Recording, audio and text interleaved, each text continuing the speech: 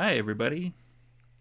Welcome to our Vancouver the Masquerade 5th Edition Chronicle, Vancouver by Night, Delve into Darkness. As a warning, this is a mature game and it explores some dark and troubling themes. These may include body horror, gore, violence, loss of character agency, gaslighting, mind control, and many others. Our players have discussed consent and boundaries, and we collectively avoid situations that may be triggering. The players will always let me know if anything gets uncomfortable by using yellow and red cards in our chat. If you, as a viewer, ever feel uncomfortable or triggered, please pause and step away. Our streams are available on YouTube after the game, so you can always come back to an episode whenever you feel ready. I would like to thank Michaela Artoria of Artoria Designs, who creates these beautiful dice boxes. You can visit him on Instagram. It's Mikhail_Artoria, and the link will be in the chat. Chances are he's probably in the chat too, let's be honest. And now I would like to introduce our vampires, starting with Abigail. Hello, my name is Joanna, and I will be playing Abigail, the techie Tremere this evening. Morning, afternoon, wherever you are. And then actually, one quick thing first. Describe what Abigail looks like. So Abigail is probably about 5'6", about medium build. She has short, spiky blue hair, and she is generally dressed in either a pair of black combat pants or black jeans. She has a t-shirt on from some company, some tech startup that you've probably never heard of, a leather jacket, and some combat pants. And she never goes anywhere without her laptop bag. And next up is Cato. So Ja is Cato. Well, hello. I'm playing Ja. My pronouns are he, him. Ja is Banu Hakim. Ja is a tallish, about 6'2", thin man. Generally wears his hair braided back, with a hoodie or jacket over himself most times, which he keeps his sword under. So it's usually out of sight. He is sort of scary looking. You look at him, he's dark skinned, and you get the idea that this guy is dangerous in some way all the time. Clean shaven, but he wears paint over his eyes most times when you see him. And he talks in a bit of a gruff voice. A dangerous Banu Hakim? No, absolutely not. Not a thing that actually exists. Next up would be Margaret.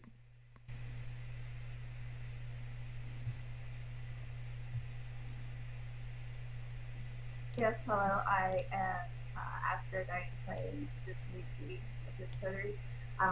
This Nisi kind of leaning hard into the standard, dragons with their crystal blood. She has a metaphysics shop. She was born in China in the 30s and eventually moved into the hippie movement in the 40s, 50s, 60s, and just continued on with the just movie lifestyle of being an Oklahomian who's have the gratitude to travel around the world, and that was even before she started working as a guide. And next up is Jude. Hello, my name's Sara, and I'll be playing Judith, Jude, Duncan, she, her. She is 6 feet, 200 plus pounds of pure Wisconsin German peasant stock. She's quite large, big teased out hair, dark rings around her eyes, baseball tee and suspenders, some cuffed black denim, and some monochrome black Doc Martin boots. She's got some silver jewelry that's special to her, and she's usually scowling. Next up is Mordecai. Hi, I'm Mike. I'll be playing Mordecai in this wonderful game with these wonderful people. Mordecai is oldish, matured. He dresses impeccably and always looks at people as though he's either going to eat them, study them, or both. Never study your food. Okay. And Duran. Good day. My name's Cliff. I am playing the part in this wondrous game of Duran Giovanni. I am a simple Italian tailor who is associated with a number of menswear shops with a long line and history of supporting the Italian side of men's fashion. I am, to save your imagination, a lot of issue exactly what you see. Today I'm bringing you Duran in a dark gray winter weight Armani, you could call it mid-century banker chic three-piece suit. And here we are. All right. And a quick thing. We are going to get a rouse check from everyone to start off this particular adventure.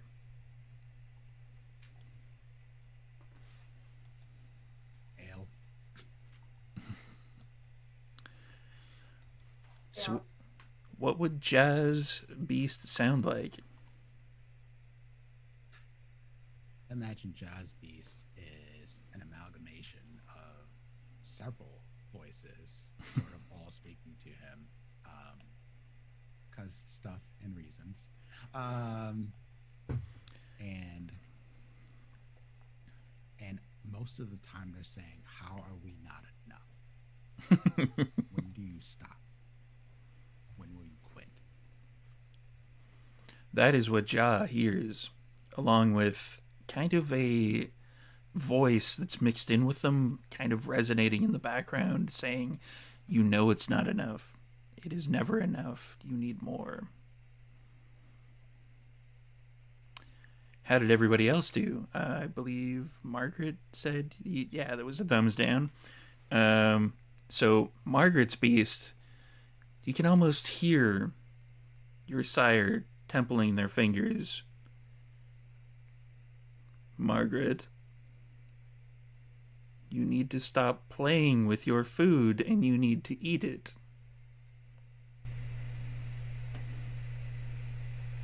Must learn. I have a task. This task is not divided. Feed on another morsel.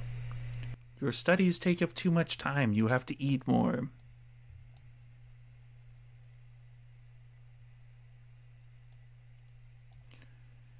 How did everybody else do? Thumbs up, thumbs up, thumbs up, and thumbs up. All right.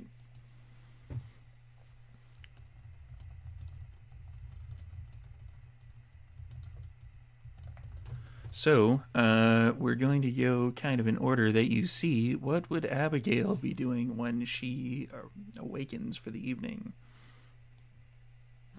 Abigail's probably in her haven, over in Coal Harbor, or not Coal Harbor, sorry, in Falls Creek area.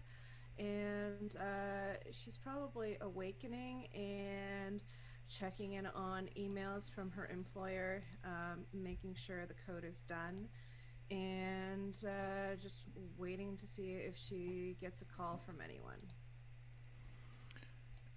She would have gotten a call from Cassius to start off this particular evening. Right. Hello, Cassius. What can I do for you? Abigail, I need you to do something for me. That's evident. What can I do? Are you familiar with the occult shop in the Gastown area? I believe so. I think I know the area. What about it? I'm setting up a bit of a meeting there. Anything I should be concerned about? Not necessarily. I'm going to pull you off your other assignment and put you on this one. All right. What time do you want me to be there? Let's aim for, say, 10 this evening. All right, perfect. I'll be there. Excellent. Ja, where would you be waking up this particular evening? I suspect Ja would probably be waking up in the home of someone who he has gotten rid of, most likely. Listening to police scanners, probably looking for like the latest homicide. Doesn't sound justified. He's going after that. And probably would just stay there because he's very silent when he takes a head off with a sword. It's not a particularly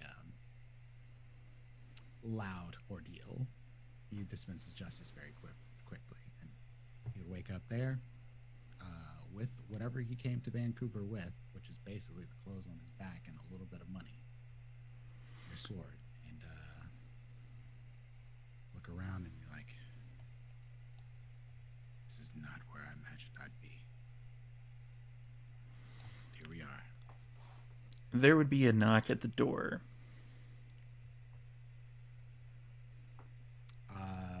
And Xiao would, do the sort of silent movement up to the peephole. It's someone in kind of a blue suit that you don't recognize at all.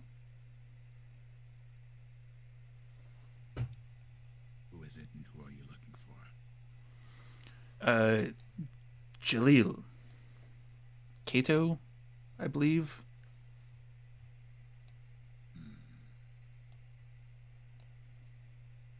Ja grabs a sword, sets it behind his back, opens the door, just kind of peeps out. And who might you be? Oh, I am Augustus. I was sent here by Cassius. Cassius, indeed. I was supposed to see a Cassius. Yes, the letter, and he slides a letter towards you. The letter is, it contains all the information that you need. Opens the letter. It is basically just a lot of fancy writing with the point that you eventually get to with the, like, welcome to Vancouver, etc., blah, blah, blah. The meeting will take place tonight at 10 p.m. at Exnoschism, the occult shop in Gastown. Be there. Are you providing an escort? Do you need an escort? It would be convenient. Then yes, I can provide an escort. I was told to aid you in whatever way that I can in facilitating this particular meeting. And Ja opens the door. And he's like, "Can you also facilitate cleaning this up?"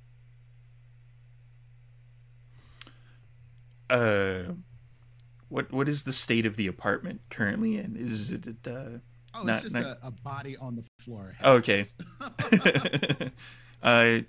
He's most like, of the blood is gone and cleaned up for the most part. Yeah.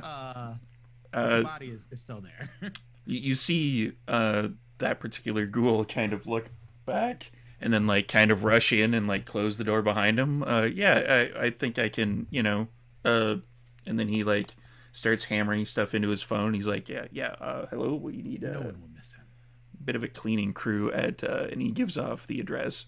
We can clean up fairly easily, no problems. We can get in there. Excellent. I appreciate your assistance. I'm not completely familiar with the area, therefore I would have had to burn the body and perhaps destroy this place. Would have been a problem. It would be a bit of a problem, wouldn't it? We can clean it up. Do you also need the apartment in your name? If possible, that would be amazing. All right. I'll see what I can do. But for now, we will need to drop the keys off at a certain location, and we would also need to kind of vacate the premises for a little while. I'm assuming the blood has probably gotten into the floor a little bit. Yes, what little was able to escape from the body. It's not always 100% clean. Never is. Never is. After you. John walks out, puts his hood back on his back, his holster, puts the hoodie back on. And he leads you to essentially a not a limousine, but kind of like a Lincoln Town Car type thing. Keep things on the down low. Limousines are for Venture and Giovanni. Yeah, that's not really Josh style. He like opens the bag for you and ushers you in. Thank you. And then you drive off to the location of the meeting. Margaret, what would you be doing in this particular evening? After she would have woken up in the evening, she would have gone to her shop, started one of her album loops. We'll say that 2 Unlimited by Pinup Down, I think that's what they're called. Would be playing, and she's just kind of along the walls, well, this one particular wall of her shop, there are crystal cases on display, and she's just opening up each one with a key and just kind of dusting them, picking them up, kind of looking at her reflection. If anyone looks really close at her irises, there are flecks of glitter in there for some reason. But yeah, she's just shopping and noting over her most expensive crystal pieces. So you would have been contacted by Cassius with regards to holding a meeting at the back room of your particular shop. Yes, Amber would have gotten that ready before sunset. Then anything that was off, Margaret would have saw to it that it was seen right. And Margaret would have come in to the main shop, and Amber would have been busily cleaning things and making things look presentable with the particular clientele that are going to be showing up in the shop this particular evening. Margaret, oh, yes. So tonight is that thing, right? With the... Yes, that would be this night. You can take care of things during the last few hours of business. Yes, yeah. The shop is closed. We are all set to go. We don't really have anything that's left to do, honestly. Stay close by. Do you need them to have refreshments? That might be advised. I'm fine enough for right now, but you never know how somebody might arrive. That's true.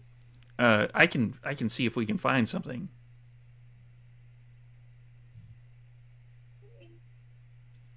I might have some other places I can direct you up, but check your sources, darling. Okay. And then she hurriedly goes about her business. And one quick thing as well. I suck at Russian accents, so your beast, when you awaken, is the sound of your sire kind of fluttering in your ears, like, Margaret, you need to eat. Duh. It's not important right now. Maybe they need to see a little bit of what they're messing with. This is acceptable.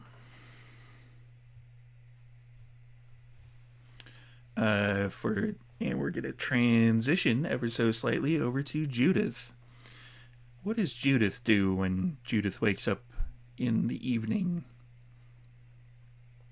So she's waking up in her Chinatown apartment. It's probably above a shop, like a 1-bedroom.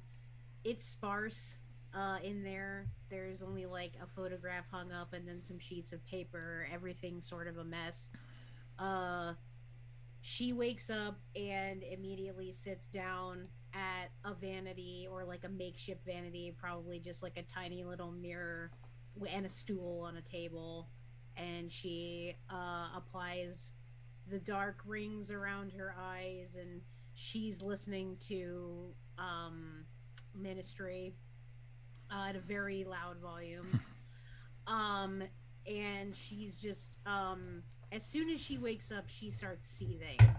So she's applying the makeup, and she like knocks over her eyeshadow palette accidentally, and she gets immediately really worked up, and she's just like, fuck,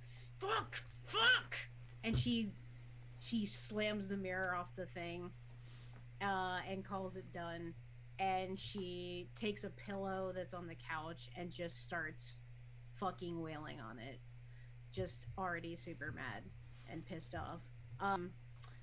She probably goes through a couple of books. That's the one feature in her apartment, is just this bookshelf with really a bunch of disparate texts on it, and right next to the bookshelf is a picture with a large group of women on it, and she stops raging for a second and just kind of stares at it for probably a good 30 seconds to a minute, just somewhere else entirely. And then the last thing she does is she sits down at a coffee table, just again on this stool, and opens this black lockbox. And she's sort of taking inventory. She's got like a half a pound of weed, maybe like this little tiny plastic bag of ketamine, and probably just a loose bag of pills. And she sort of just takes inventory of everything, and then she probably lets loose another expletive under her breath and closes the box. With a bunch of the commotion, after staring at everything and closing your, I guess, happy fun box, you would hear like a, "Keep it down!" It's a city around you. It's already fucking loud. Doesn't matter if it's fucking loud in here. Just keep it down, all right? Whatever. And it's at that point... I do turn it down. Yeah, it's at that point you would get a call. All right, she'll pick up the phone. It is Cassius on the other side. Judith. Yeah, it's Jude. Jude. I need you to back up Abigail with something. Oh, yeah? Like with what? It's a special project. Am I getting paid? Of course. Alright, what do you need me to do then? I need you to go to, are you familiar with the occult shop Xeno Schism? Oh, yeah, I've been there like once or twice. It's all the crystals and shit. Yeah, there will be a meeting there at 10 p.m. Alright, I'll be there and I'll back her up. Excellent. And then the line goes dead. Okay. I don't think I have any like additional preparations that I'm doing. I have a custom black leather bag that I'll take just full of my various things. Probably take the ketamine with me. It's always good to have that on hand every once in a while. So we'll transition over to Mordecai. What is Mordecai's morning routine look like? Mordecai wakes up, as he usually does, with probably his ghouls. He ushers them off to do the daily preparation to fetch his clothing, fetch his suit, or his shirts, They dress him, and he then descends into his domain, to his office, eventually passing by any number of individuals in his particular haven of ill repute, doing particularly racy things, depending. Think the movie Eyes Wide Shut, only a little less creepy. I don't know. So he sort of stands on the balcony or the precipice of the stairwell, double curved, typical stereotypical mansion. Basks in the sound of skin slapping on skin, and shrieks and the basking of pleasure. Smiles to himself, descends the stairs, goes to his office, checks messages. There would be a message there from Cassius. What do you want? So I'll check the message. You would hear, Mordecai, I need your assistance with something of a minorly sensitive nature. Give me a call back at 555 blah blah blah blah blah, yada yada yada, etc. etc. Hit reply. Yep. Hit reply. Hello. Cassius. How good of you to call. I was bored. Mordecai. What can I do for you? I need your help with something. Help is my middle name, my friend. So I've heard. It's not something we can definitely talk over the phone about. Oh. You have my interest. Kind of figured. Are you familiar with the occult shop Xenoschism? Am I? You would be. I've heard of it. Excellent. If you could, I'm setting up a bit of a meeting there at about 10 p.m. I'll be there with bells on. Hopefully more than that. And the line goes dead. So I summon my retainers. I'm going out. Oh, excellent. But I go upstairs first. Shall we bring the car around? Absolutely, my darling. I go up and feed. Okay. My herd is basically sort of a transient, always there thing in the house. Were you down for hunger? No, actually. But are you gonna? It never hurts to take a little sip. Are you gonna go super down for hunger? Sure. Down to 0? Yep. All right, that's a humanity stain. Start today fresh. And we're starting off early with the humanity stains. We're only about a half an hour in. All right, perfect. We'll deal with that later, because there might be more humanity stains for Mordecai throughout the rest of this particular episode. I have no doubt. And at that point, we're going to rack focus yet again to an Italian clothing shop over... No. Actually, no. No? I would be waking up in my haven. Oh, okay. In Gastown.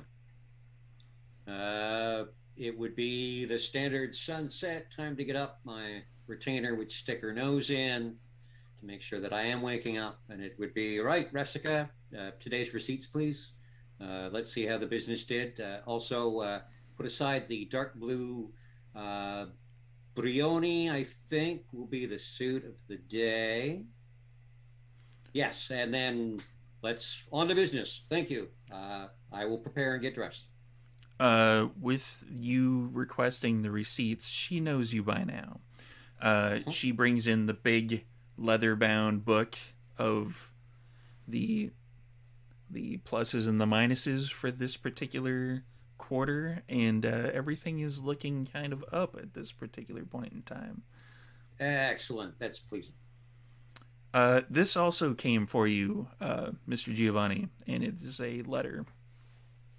All right, rip it open and let's take a read. It is a letter from Cassius inviting you to a meeting. The Cassius you would know as the Tremere Chantry leader, not the Primogen. That would be someone else. And they are requesting your attendance at a meeting to discuss something of an opportunity at 10 p.m. this evening.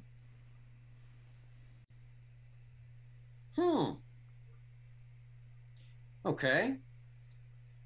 I would assume that my retainer had been there longer than I, because I've just arrived in the city a couple of weeks previous. So I would wave the letter at her and say, okay, the address. This is where from here. Oh, that's really close, actually. We're in Gastown already, and that is basically kind of just around the block, honestly. Oh, so I don't need to take the Fiat. Okay, we are dealing with Tremere, which means, yes, skip the biryani. We're going to go with something in a dark gray 3-button, I think, Armani, probably to give the proper look. Yes. Excellent. So 10 o'clock, which means, I can stroll. Allow me to prepare and have me my walking stick by about quarter of. Alrighty. So, we're going to go to the magic shop. Margaret, people are starting to arrive, and by people, I mean Kindred.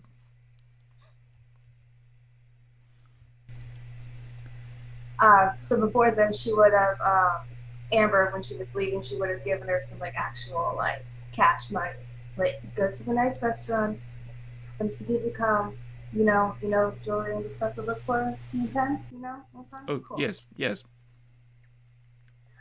Wonderful. I'll see you back here about half an hour before everything's supposed to start. That way everyone can kind of hop off a little bit, maybe. Oh, yeah, excellent. Yeah, we can do that, no problem. Wonderful. And then as everyone's coming in, she's just kind of like, hello, welcome. And as of right now, she doesn't really look like this. By the time this is posted, I will have what she currently looks like on Twitter. It'll be a fun game to see if you guys can figure out who I do the face melting stuff with. It's great. Which also brings me to the question of, for that, do you want me to do the vicissitude rouses or rouse and roll relating to that, or is this kind of like an innate thing she can kind of sort of do? Let's just do like one rouse check for that. Okay. Failed. 103. She's gonna be taking a drink later. Margaret, you need to eat. The time approaches. I promise you. I promise. It'll be fine. It'll be smooth. We won't have a gas stop or anything. It'll be fine. You're not going to cause any problems for me, will you? Will you cause any problems for me? Perhaps. And at that point in time, if anyone has kind of shut up, kind of linger in the corners and everything with Amber, she will kind of start looking them over. So everyone kind of starts to arrive near the same time. Being early is better than being late.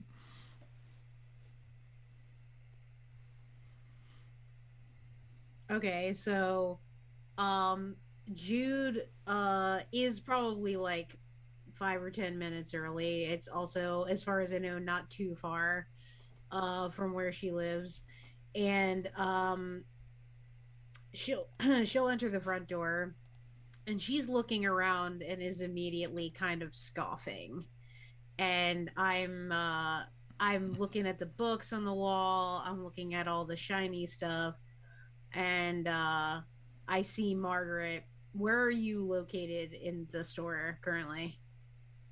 Kind of like center, so the front is more kind of like kind of like the books, clothing, stuff like that. You get more towards the back. There's like the bulk of the big price crystals, jewelry, stuff like that. And then there's kind of like a couple off rooms for people that she hires on for different like palmancy and stuff like that. So she'd kind of be in the center of where the books and clothes meet the high price items. Okay, gotcha. So I'll be Jude will be sort of moseying up there. She's got her hands in her suspenders, like, so where do you keep the really good shit? Oh, now for that, I'm gonna have to be a little bit more specific than that. I mean, the stuff that ain't for sale during the day. Perhaps something to be arranged a little bit later.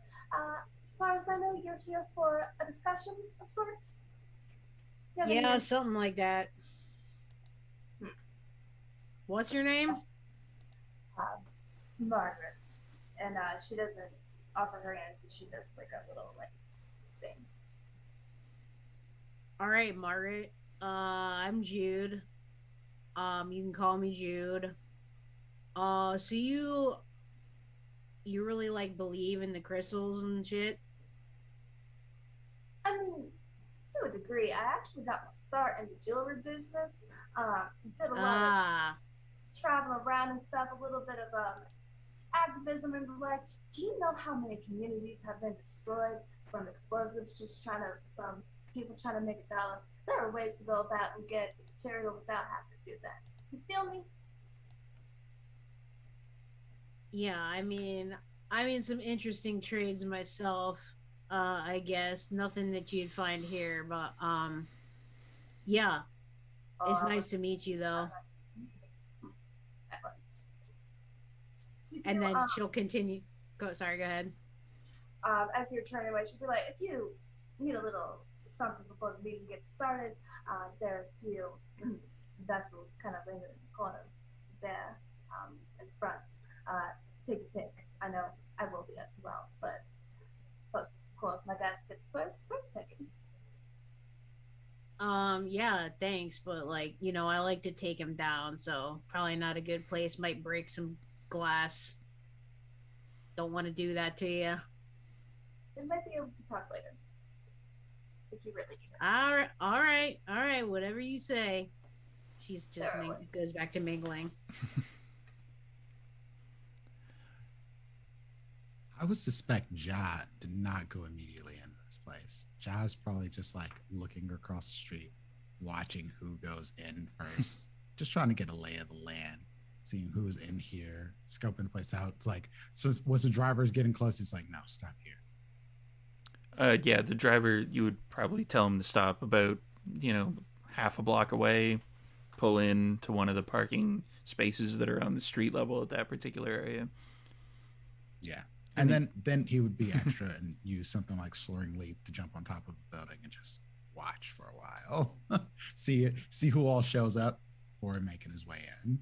All right. You would have definitely not noticed Judith. Judith got there a bit before you, as would have Duran, because Duran was just around the corner. But you would notice Abigail and Mordecai. Actually, no, he would have noticed Duran as well, because I'm not going to go straight in, just being around the corner. Okay. I'm going to do a little stroll past with things kind of heightened up, just to see what the neighborhood is like and who else might be around. With heightened senses, or do you have sense the unseen? No, heightened senses. Heightened senses? Okay. Yes.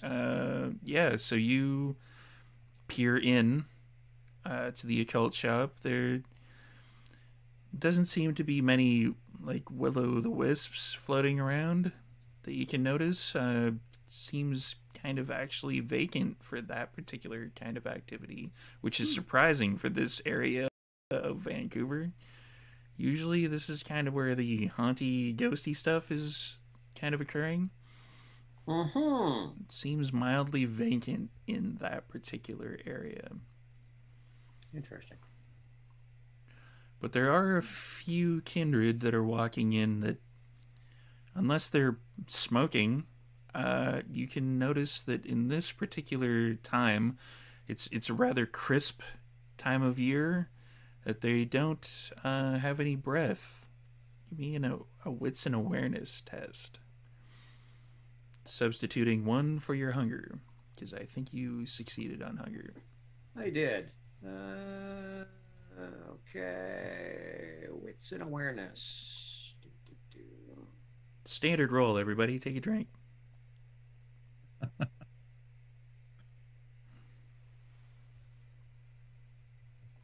And No. it is do 3 critical successes, a failure, and a success. Wow. 3. Yeah, it's super crit. Yeah, you definitely notice that even if they are smoking, that they're not breathing regularly. Okay. So, Abigail, you come wandering up On my bike. on your I bike. decided to take the Bixie, so I decided to be environmentally friendly this evening and hopped on one of the Bixie bikes that's available and cut down Beatty and went north up Beatty, and then the bike, there's probably a drop off point somewhere around there, so I dropped it off, and then brushed myself off. As a quick side note, Bixie does not sponsor Vancouver by Night Delve into Darkness unless they want to. No. Unless they want to, really. Want to. No. So how does Abigail approach the cult shop? Carefully. Given that this is Gastown, she's actually going to probably be using Sense the Unseen. So if I could. You're gonna make me look shit up. All right. I see how it is. I see how it is. I understand. Sense the Unseen. That is a wits plus aspects, and it is free. There is no arousal check. And yes, I did say arousal check. Because, you know. Razzle-dazzle. Because Mordecai's coming. 2 successes. Kind of similar to Duran. Duran, with Duran's heightened senses, would be able to pick it up, as Duran is of the Giovanni persuasion and has a vast amount of experience with kind of the ghostly matters. Abigail notices that this particular building is kind of vacant for anything wraith related. You notice that there are some pale auras on the inside of the shop, and there's, the odd kind of ghostly apparitional image walking around in Gastown, but the shop itself seems vacant of anything ghost related. Do I see any Nos or any La Sombra at all hiding away? You do not. I'm gonna head in then. Carefully, but I'm gonna head in. So Margaret and Judith would see Abigail coming into the building at this particular point in time. And, oh, sorry, go ahead. I was just gonna say, hello, everyone. And Jude comes, sidling up to Abigail. Hey, girl. Hello there, Jude. How's Vancouver treating you? I mean, I like it. It's better than the farm. So, I'm a big city girl now. Oh, yeah. Well, I mean, it's not that big of a city, but yes, probably bigger than a farm. Compared to where I come from, yeah, Wisconsin. So Cassius wants me to have your back tonight. That's lovely. I guess we can work together on this. I don't even know what he wants, really. I assume he's going to show up and tell us. Yeah.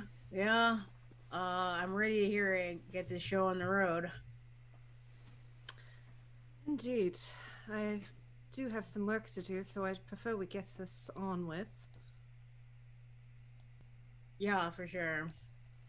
Have you had a chance to look around? Are there any interesting books in here? And Jude leans in a little bit closer. Nah, it's all bullshit.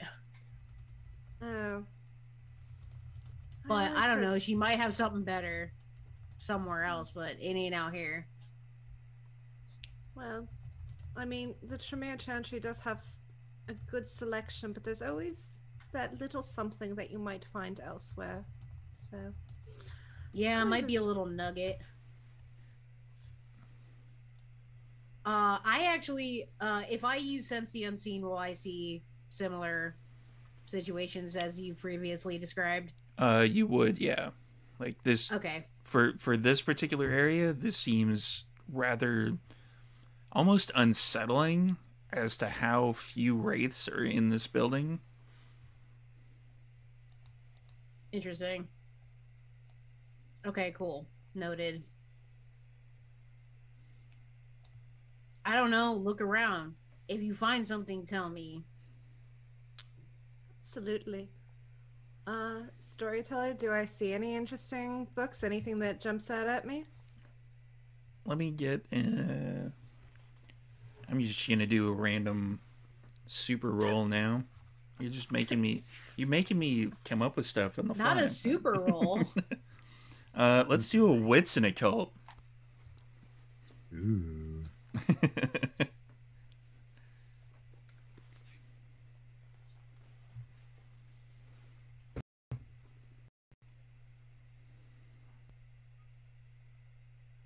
Nobody's making any noise.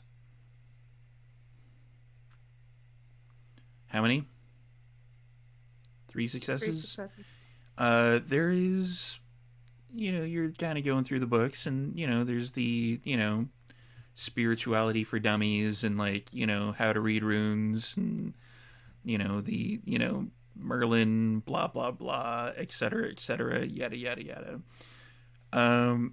There is the, like, a kind of a leather-bound book that you notice that is rather interesting. It is, it's not something that you've come across. The cover itself is kind of faded, but you can definitely tell that this has something. You're not necessarily sure what it is at this particular point in time, but if you picked it up, you would be able to, study it more.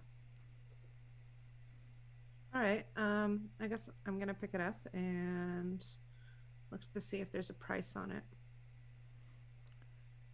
What would the average price be, Margaret?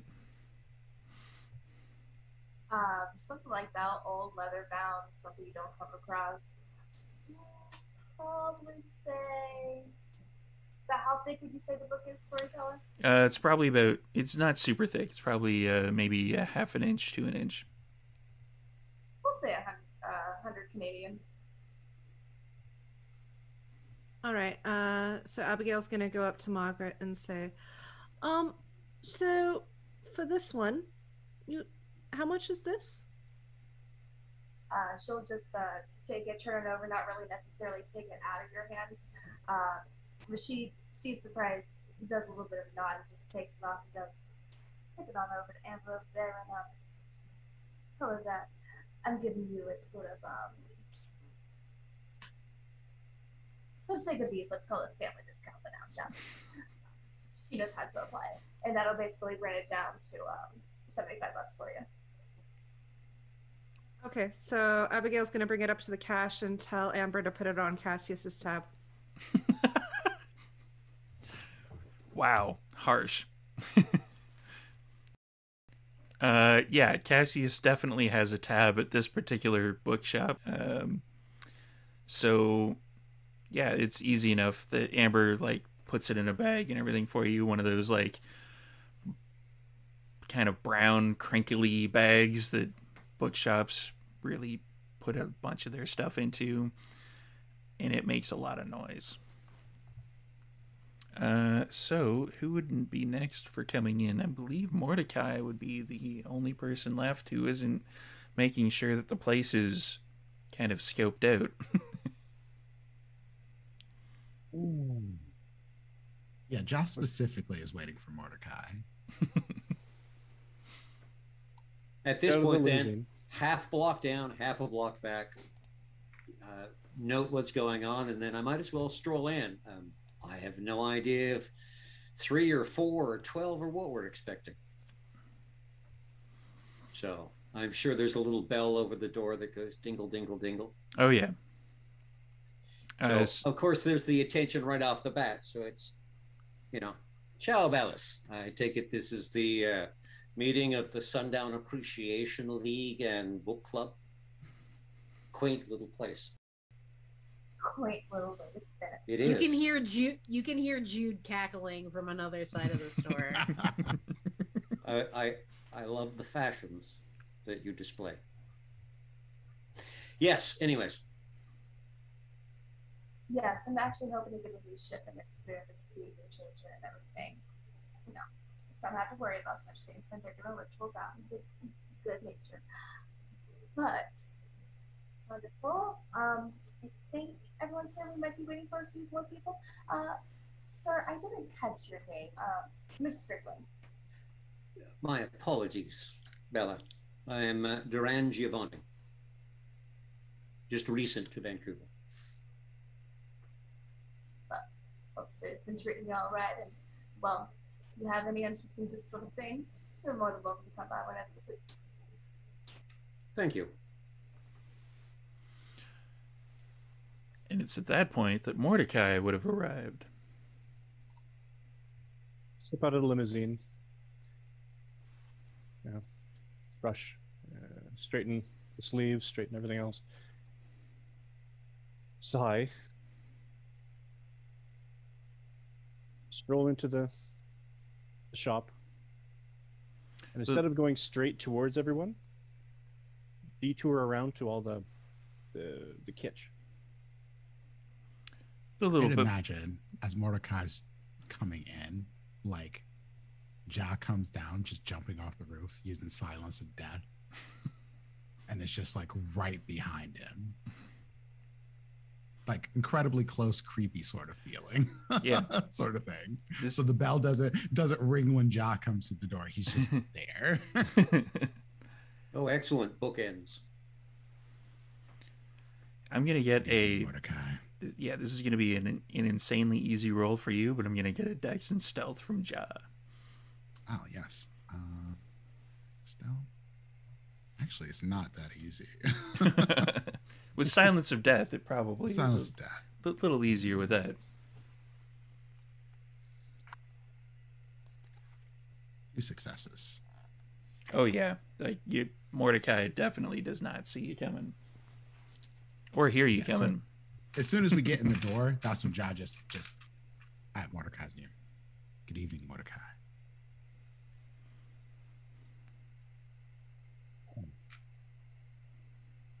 You're muted, Mike. Oop. Oh, there you go. Shouldn't be. All right. I hate when people do that. It's Good evening. I just want to make sure you're here. Not always here. I suspected you would be. I don't know I'm the everywhere. other faces. I would never miss a beat to come into this quaint little shop, I say overly loudly, and to buy my share of these quaint little trinkets. And I know full well that you're not supposed to paw through this stuff and the new age things because it changes the energy of all the stones, but I'm pawing through them. This sounds like ragtag Tremere fuckery. Yes, Don't like it. sister's nose. Don't like All any of these this. quaint little trinkets. If only, the proprietor had become a real jewelry maker. You do know the words to piss people off, don't you? She loves me. Excellent. So before and after have arrived. Wonderful.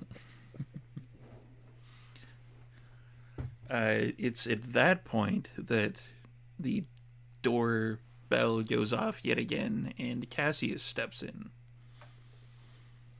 Ah, excellent. I see everyone's here. Margaret, it's been a long time. Yes, it has. And hearing some things, the great fun of life it is good to see you here, sir. I have the room here. Excellent. Yes. If everyone could follow us.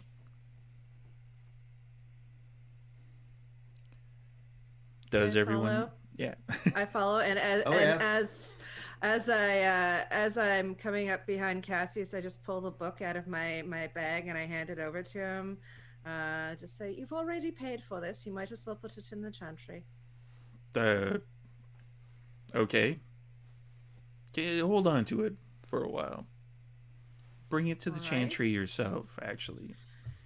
All right. Stick it back in my bag. And I'll file in behind Abigail.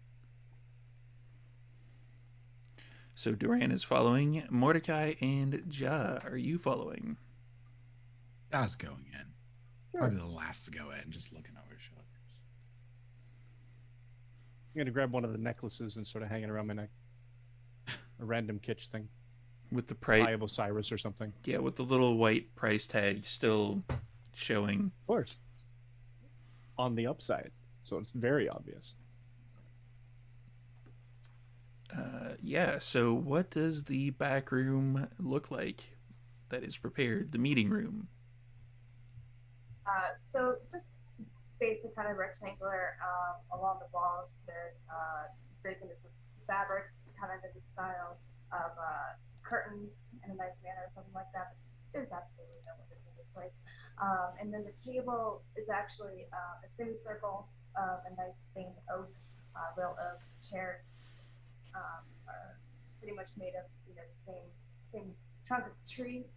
So the metal that's used, it's all hand done, everything like that. So the chairs are very heavy when you pull them back. But on the back, there's a sort of I don't want to say clasp, but like a sort of like dip to where you can like pull it out better. If you're not that strong, some kind of don't.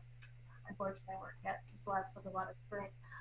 But the semicircle, these chairs are set up in the center. There's a table, and in the center of the table, there is a massive Amazonite sphere, which is about a turquoise color, has a lot of white veining running through it, probably about 5 feet circumference, which is kind of sizable. Might make you wonder about exactly how much something like that costs, especially to shape it or something like that.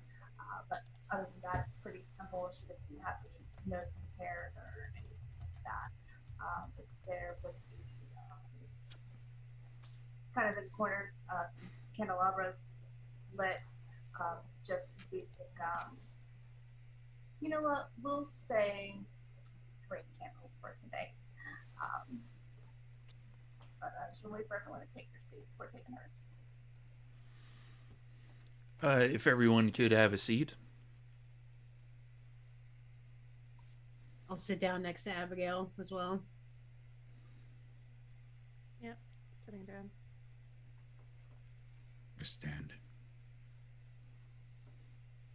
I pull a Riker and I sort of swing the chair around and then sort of straddle it. I definitely give side eye to Mordecai because I feel like he's acting like a guidance counselor trying to be cool. I turn around. I turn to Jude and I just whisper, "Is he a Toreador?" I don't He fucking is know. beautiful. Duran. He certainly acts like one. Possible. Not as much flounce as I'm used to seeing, but you never know. They come in all shapes and sizes. I'm betting you all are wondering why I called you here this evening. I've always wanted to say that. I have a favor to ask of all of you.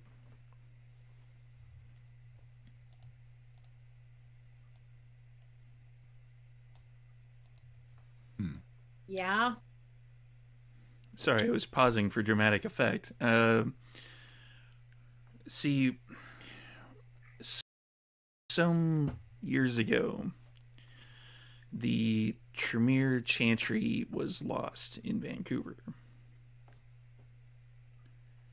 We They have... deserved it.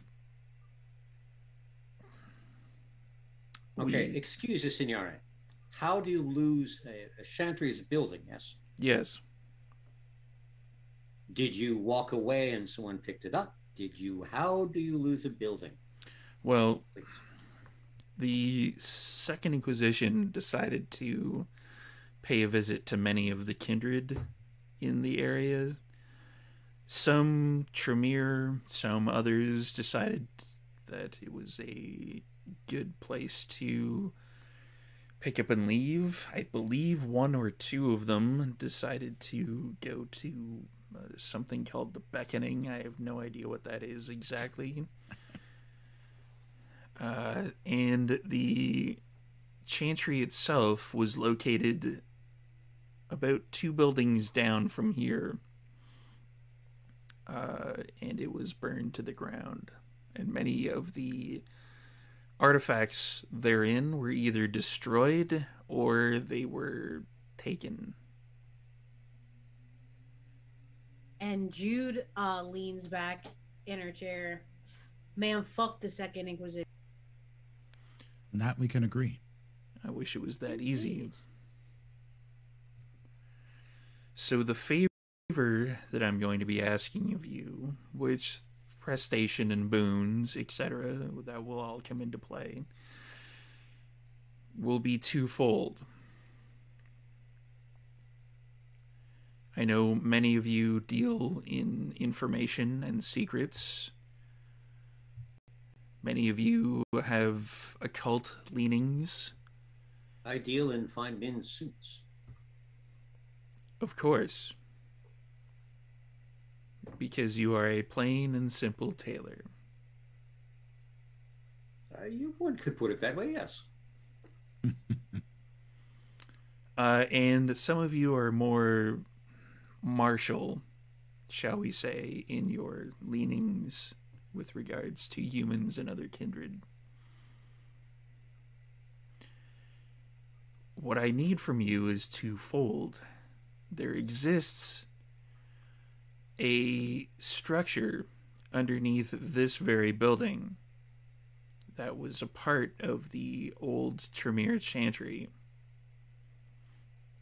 I look straight at my sister. As of yet, we have not been able to retrieve the... there was a key that we used to get into it and get out of it. That key was lost with the chantry itself. It was a secure area where a lot of our, let's say, more creative thaumaturgical things existed. Items, books, etc. What I need from you is to potentially track down not only some of the items that were lost in the chantry proper, but also to find the key. Why now? Why do you need this now? It seems that this has been a while, and there was an opportunity previously, I'm sure, to retrieve this key. So why is it so important now? You are aware, Abigail, that I was in the Elysium when it, let's just say, went away. And for the rest, you've lost an Elysium as well. No. For the rest of you, Elysium, it blew up. There was an explosion. It blew up. It was all a big kerfuffle. For the rest of you, you would have known that the Art Gallery of Vancouver at some point in the last had exploded, and it was just now being repaired back to its former state. Know a little bit about Elysiums being destroyed, blown up, or attacked by werewolves. Things happen. Jude definitely glances over a jaw upon the mention of the lupines. And you also know, Abigail, that... Oh, to answer, Duran's question, It was not lost so much. It exploded. Oh, that's so much better. Thank you. It killed many of the kindred therein. I was fortunate enough to escape. As Abigail knows, I was experimenting with something that I had seen in that structure, extension of the chantry, whatever you feel like calling it. We just call it the black site. That it left me trapped for several weeks in an abyss. For me, moments traveled almost instantaneously. For everyone else, it was approximately 2 weeks that I had teleported out. But to answer your question, Abigail, I would like to refine the process, and the information that I need is in that particular structure. The reason why we left it for so long is due to the fact that it was secure, and we knew it was secure. If we can't get into it, no one else can. Question, storyteller. Sure. So, with Margaret having been here about 3.5 years, before she bought this building, well, as she was buying this building, like how much competition did she have? Like how fierce was it? She had surprisingly little competition, considering that there were Tremere in the area at the time. Almost as if the Tremere were moving people out of the way so that you could get. Thank you. So that is what I will task all of you with prestation and boons, etc., being put into play. May I ask you something, Cassius? Ja. This experiment, will it be something like the experiments that perhaps happened in the years past? No, curses and such. I believe there is some information in the black site that will be somewhat along those lines. I would prefer to not be cursed again. Understandable, but I don't think our little chantry here in Vancouver has quite the power level required to enact a curse on the entire clan, especially with the incident in Vienna. Indeed. Again, probably deserved it, but... So, to sum up, Signore, we are looking for a key to this black site, which is named such as a human author would use in some kind of an adventure novel, as well as certain items. You are going to provide us with descriptions or names of these items, I would hope? Yes. Excellent. Well, as I will provide a list of the items that have gone missing. Whether or not these items are still in one piece or they were destroyed with the chantry in the fire, that remains to be seen. So you got a lead on the key? The key might be a bit of a problem. What kind of a problem? Well, are you familiar with the Anansi? Isn't that some Neil Gaiman shit?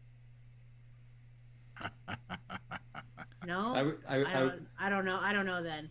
Was that not just a set of 3 initials at NC? Or am I mishearing? From what I hear, it fell into their hands. The Anansi, for those of you who don't know, and anybody who wants to know can do a intelligence plus occult roll. All right, I'm rolling for that for sure. Because I think this might be up Josh's alley. Oh, okay. Would by chance the specialty of metaphysics apply? And occult. Sorry, say again, Margaret? Would by chance the specialty of metaphysics apply? I would say so. Oh. 2 critical successes, 1 success, and 2 failures. Is one of the criticals on your hunger dice? Yes. Excellent. That's what we call a messy critical. Wonderful. It's starting already. So, the beast, you jog your memory, Duran. You're thinking about it. You're like, where have I heard that particular thing before? And then your beast kind of ushers you towards the information. You get slightly hungrier because the frustration overtakes your mind. And you hear the voice of your sire, Duran! Obviously, those are were spiders. What's wrong with you?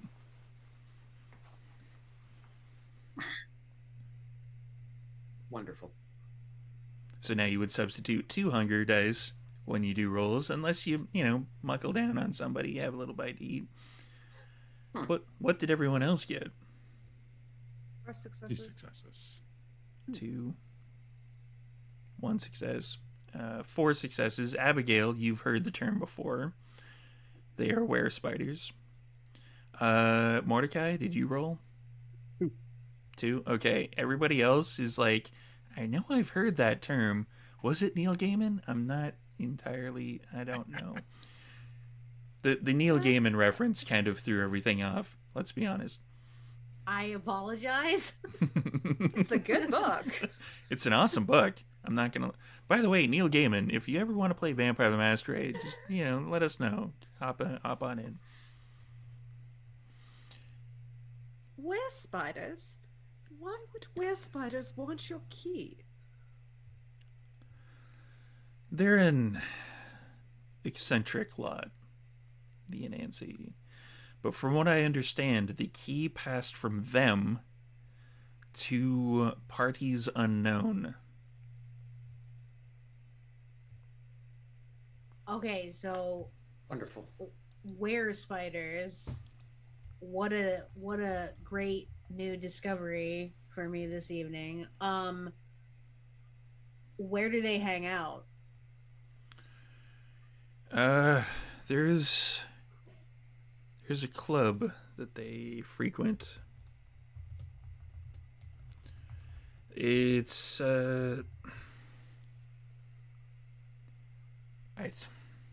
just don't I don't like saying it. It's Richmond. It's what? It's in Richmond. Oh. None of that means anything to me. Like, what is? Yeah, the what's a connotation? Richmond? No, it's the greater Vancouver area thing that they have these little cities, and you've got your Vancouver proper, then you've got your Richmond and your Surrey and your Burnaby and all those other silly things. Isn't that Anarch territory? Well, you would know more about that than I would. Oh, shush! That's your fault, not mine. True enough. That's a story we'd all like to hear. True enough. Another day. It turns out the Toreador have been expanding their interests. The last I had seen of said Anansi, they were hanging out at something that I'm fairly sure a lot of you would already know, called the Succubus Club.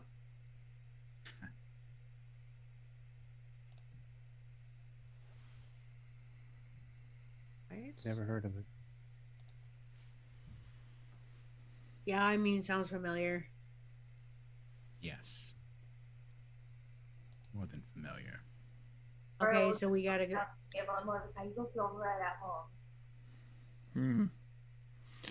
Fair enough. The person you would be looking for is Savannah McIntosh.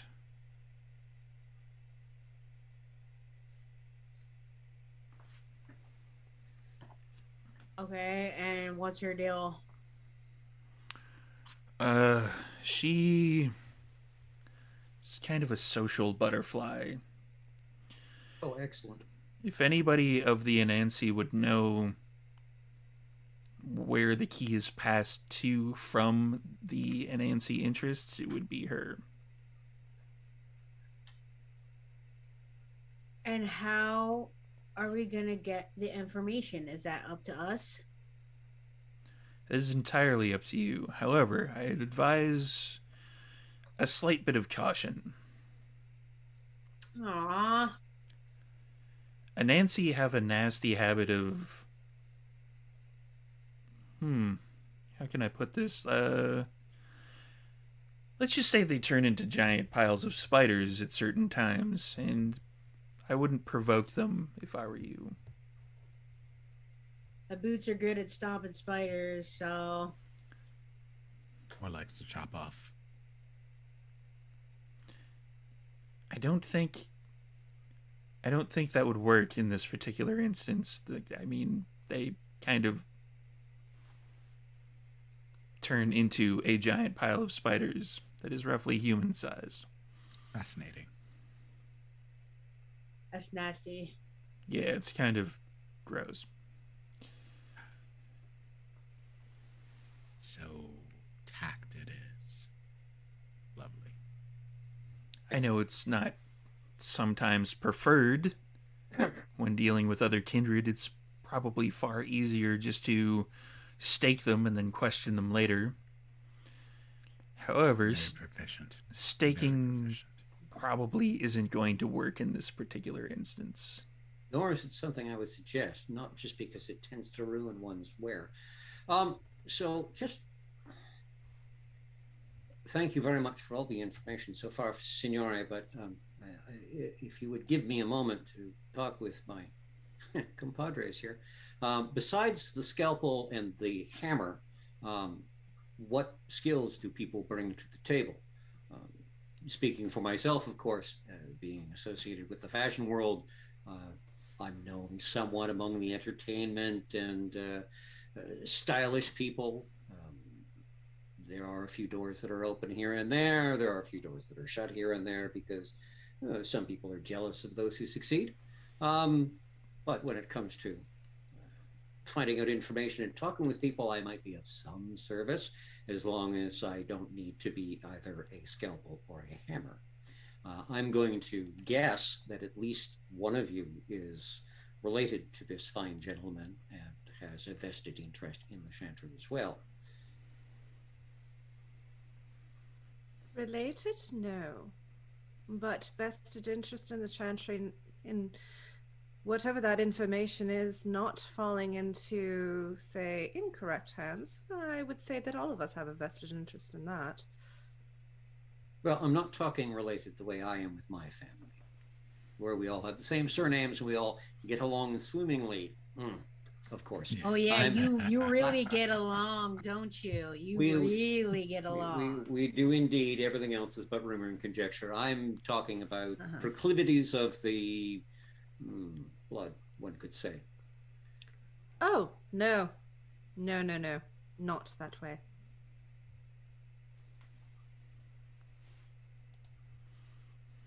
Yeah, I'm lost. Not my sire. No, I'm not even saying that. You know, I'm very, very glad that the room is door closed and there are no ears to hear. Oh no, that was out of character. Like that's yeah, not my sire. Just in case that was in question, not my sire. And she just says no. Okay. No relation. Being. Margaret, at that point, she'll pinch the bridge of her nose. We're all going to be looking at that Abigail as well. Let's know about it. That one, not roommates, but we once occupied the same room. Ew.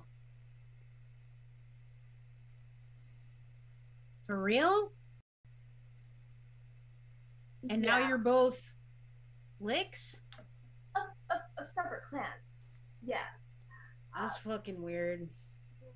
Yeah. Curious. At least you're not Giovanni, though. I would say Thanks. mistakes were made, but we're all here. So that much is obvious. Well, yeah, I mean, you don't smash it, but you probably, you stick it? What do you do? Ja grabs his sword from behind him, and it glows red a little bit. Ooh, I like that. That I is make lovely. things die forever. Fuck yeah. Party. Particularly those of more evil, awful persuasions.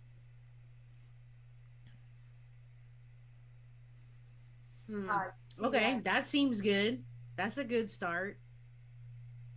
I'm a bit of a fighter as well, but I have the grace, the honor, if you will, to not have to worry about carrying around weapons. Let us say I can make some at will. There was one time in the 90s I basically got to do like a bulldozer thing. It was fun. I don't know. Maybe we were into a group second position sometime. I can show you how it was done. I wouldn't exactly call this a weapon as much as an extension of myself. That is exactly what I do.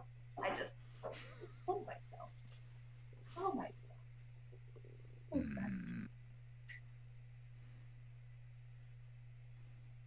So I mean, I do blood magic in various ways, and I got a real big brain to smash it as well. And I So- prefer to take the route of the more modern breaking into things by way of digital means. So if it's not a lock that can be smashed, then it's probably a lock that can be hacked. Very useful skill these days. Or on the Miss Abigail, if you can't get into things with the whole technology and angle myself, then my girl Miss Amber over there, we got ourselves a little bit of a proclivity towards criminal activity. Interesting. I believe I've met Amber, actually. She's quite the dancer. Really, she hasn't shared that with me. You see her dance. Amber, you dance! Well, I mean, as anyone does when you go to a club with some very good music. It's not the only thing you can do in a club. Clubs. I never got them. They always gave me headaches. And Jude leans back again and points at Mordecai. What about you, sexy? What do you do?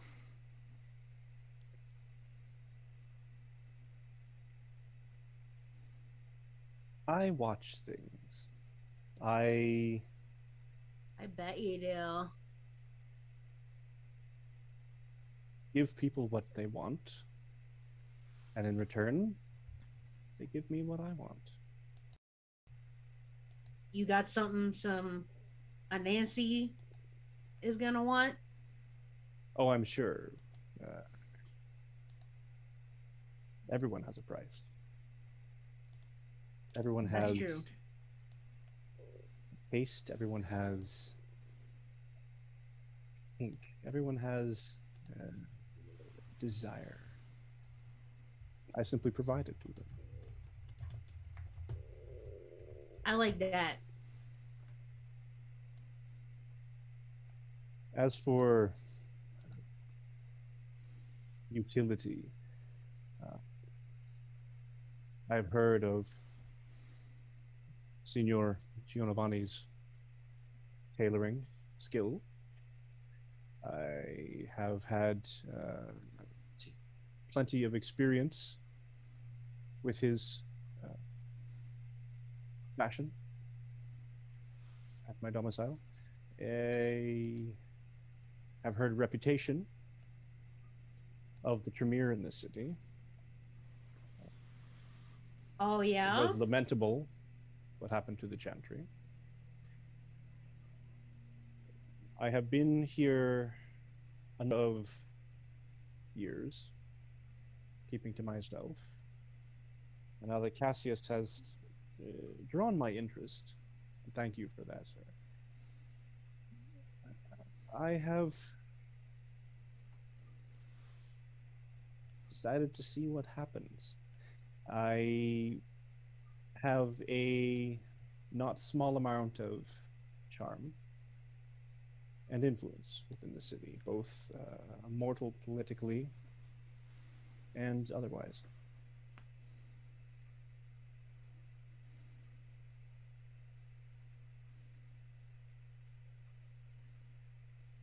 Plus, my sister All dabbles right. in knickknacks.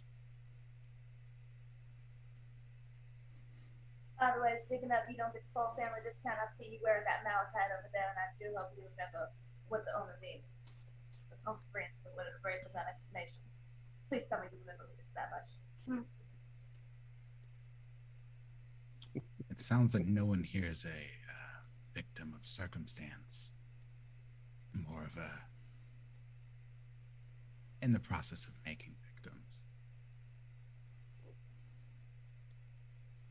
Whatever do you mean?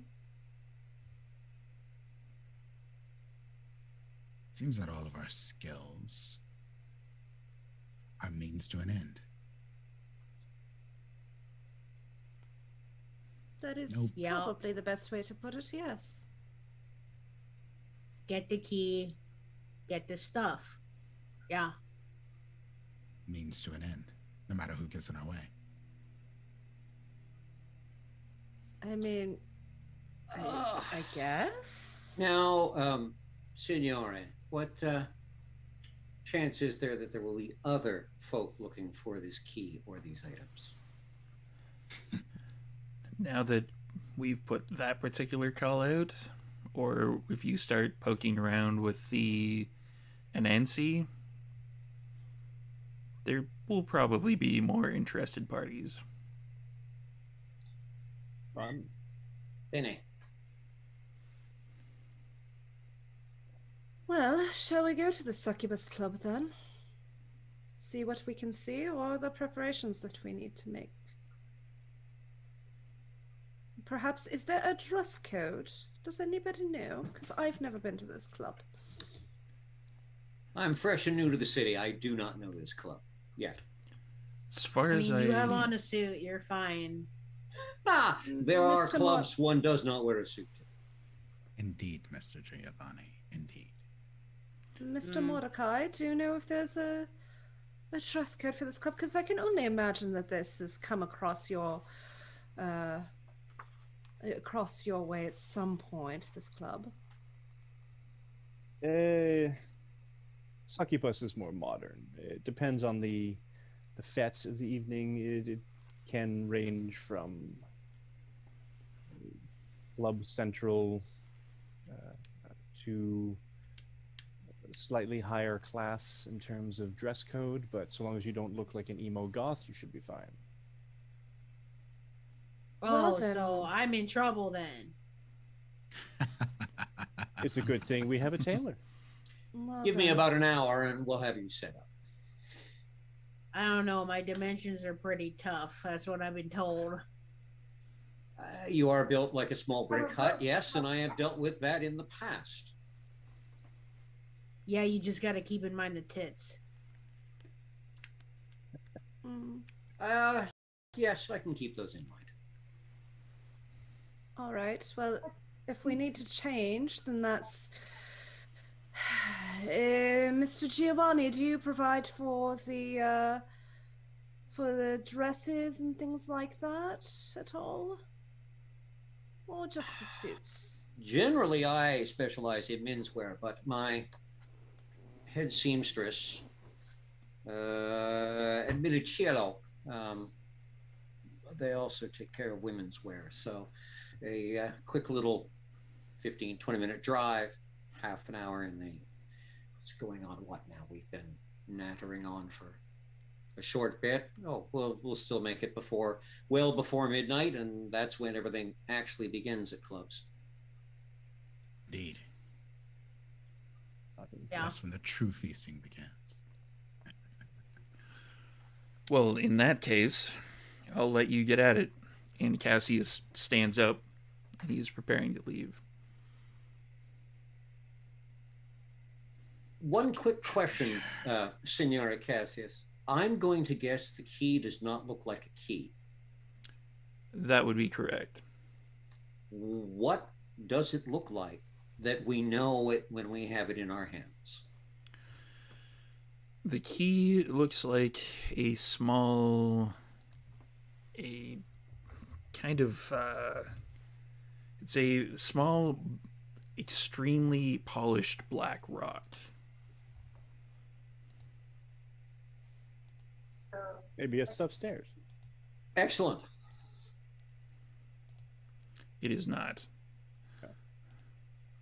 Now, are we going to, those of us who are aware of such things, be able to feel something from this key so that we know it's not just a small bit of polished black rock that is being pawned off on us? If you, and I believe some of you have the ability to kind of sense the unseen, hint, hint, when you gaze upon this particular small black rock, you will actually see a skull that would be on it. It's the name that it originally had was the Invisible Skull. Excellent. The Invisible Skull opens the black sight. I am living in an adventure novel. Fantastic. Sometimes life is stranger than fiction. Oh no, fiction needs to make sense. This is also true. With that, I will take my leave and leave it in your capable hands. Check. Margaret will open the door for him into the meeting room to let him out, and then Amber will probably show him out the rest of the way. Margaret, always a pleasure. And it's at that point, it's a good point for us to take a bit of a break before we do a little bit of fast forwarding. So, quick 5 to 10 minutes. Everybody grab some drinks of water, some hydrate stuff, drinks of whatever else. Doesn't really matter to me. And we will be back in about 5 minutes. So, let's go to the break. Excellent.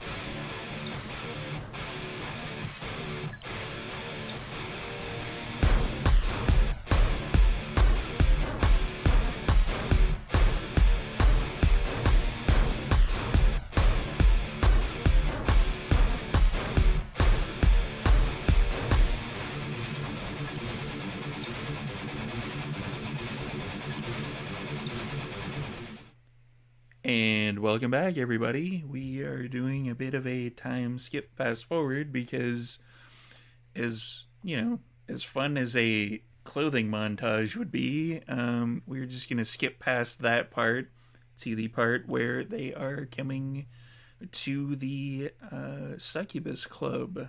How would everyone be getting there? Would you all be traveling in one particular group in the limo or in individual vehicles via Bixie? Sponsorship. Okay, any... I like how you called it the limo. Jude's trying to bum a ride. Okay, whoever would need to be suited up. Well, it's about a 20-minute drive to the closer of the two tailor shops. So a quick nip around the corner to my haven, get the Fiat out, and I can drive a couple of people from there, and we'll just meet up with the rest later. All right, I'll go with you then, Duran. Yeah, Ja would basically have to go because Ja only has the clothes that he's wearing, basically. Okay, so that leaves the Wonder Twins for the limo. I mean, if the Wonder Twin power is activated, they would have access to most of the disciplines in the game, so... Ironically true. And then I'm thinking black cocktail dress, something in a nice dark pinstripe suit with a little bit of, tailoring, something in a dark gray that just kind of fades into the background for, and that's, yeah. Hit the nail right on the head. Yeah. Wait, I'm in the pinstripe? Yeah. Okay, cool. I'm black. A gangster now. All right, I'll take the little black dress. That's what about an hour, and that's with some quick stitching, and you're done. A slight modification probably for Jaws to have, a little bit of easier access to the 100%. Yes. Sword. Yeah. Yes. So it's the underhook sort of sword access where I can pull it down from the back instead of from the top. Yes. Yeah, and as Abigail looks at herself in the mirror, she's like, my hair, I don't think it's going to be quite right. She reaches into her laptop bag and she pulls out one of her vials. And she rubs it on her hands. She goes like this. And long black hair.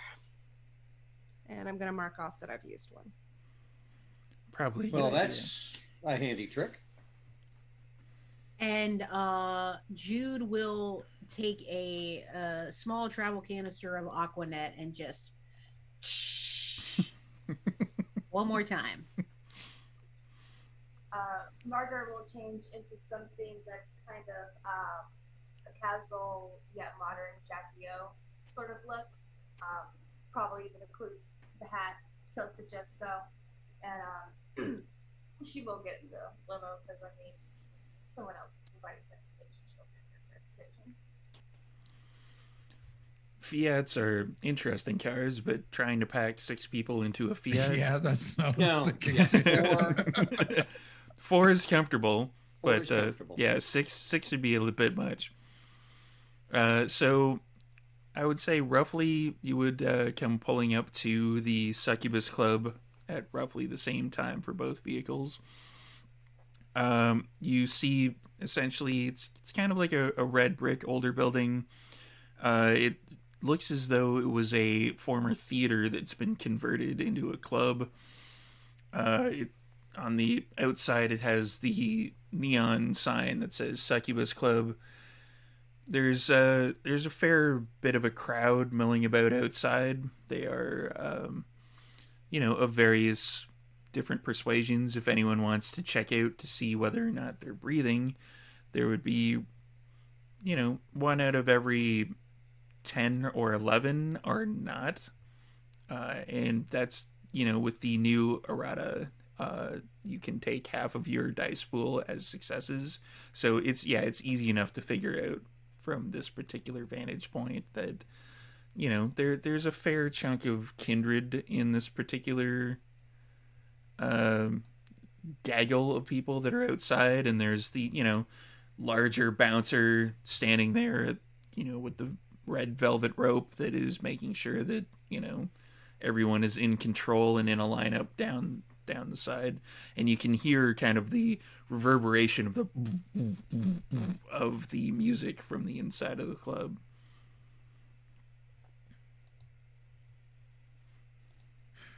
Wonderful. So, I'm guessing I'm emerging from the Fiat. Yep, park the Fiat, and everyone exits, and look for the limo.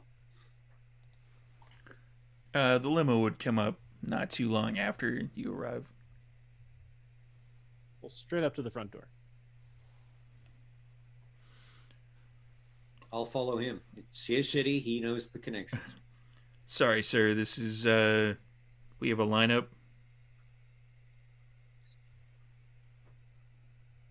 Does he have a name tag? Do I recognize him? He does not have a name tag. Like, it's just one of those kind of, like... Generic goon? Yeah, on black him. Bounce, everything bouncer. Yeah. Black, tight shirt. You know, it's like, you can see that it's kind of straining around his biceps.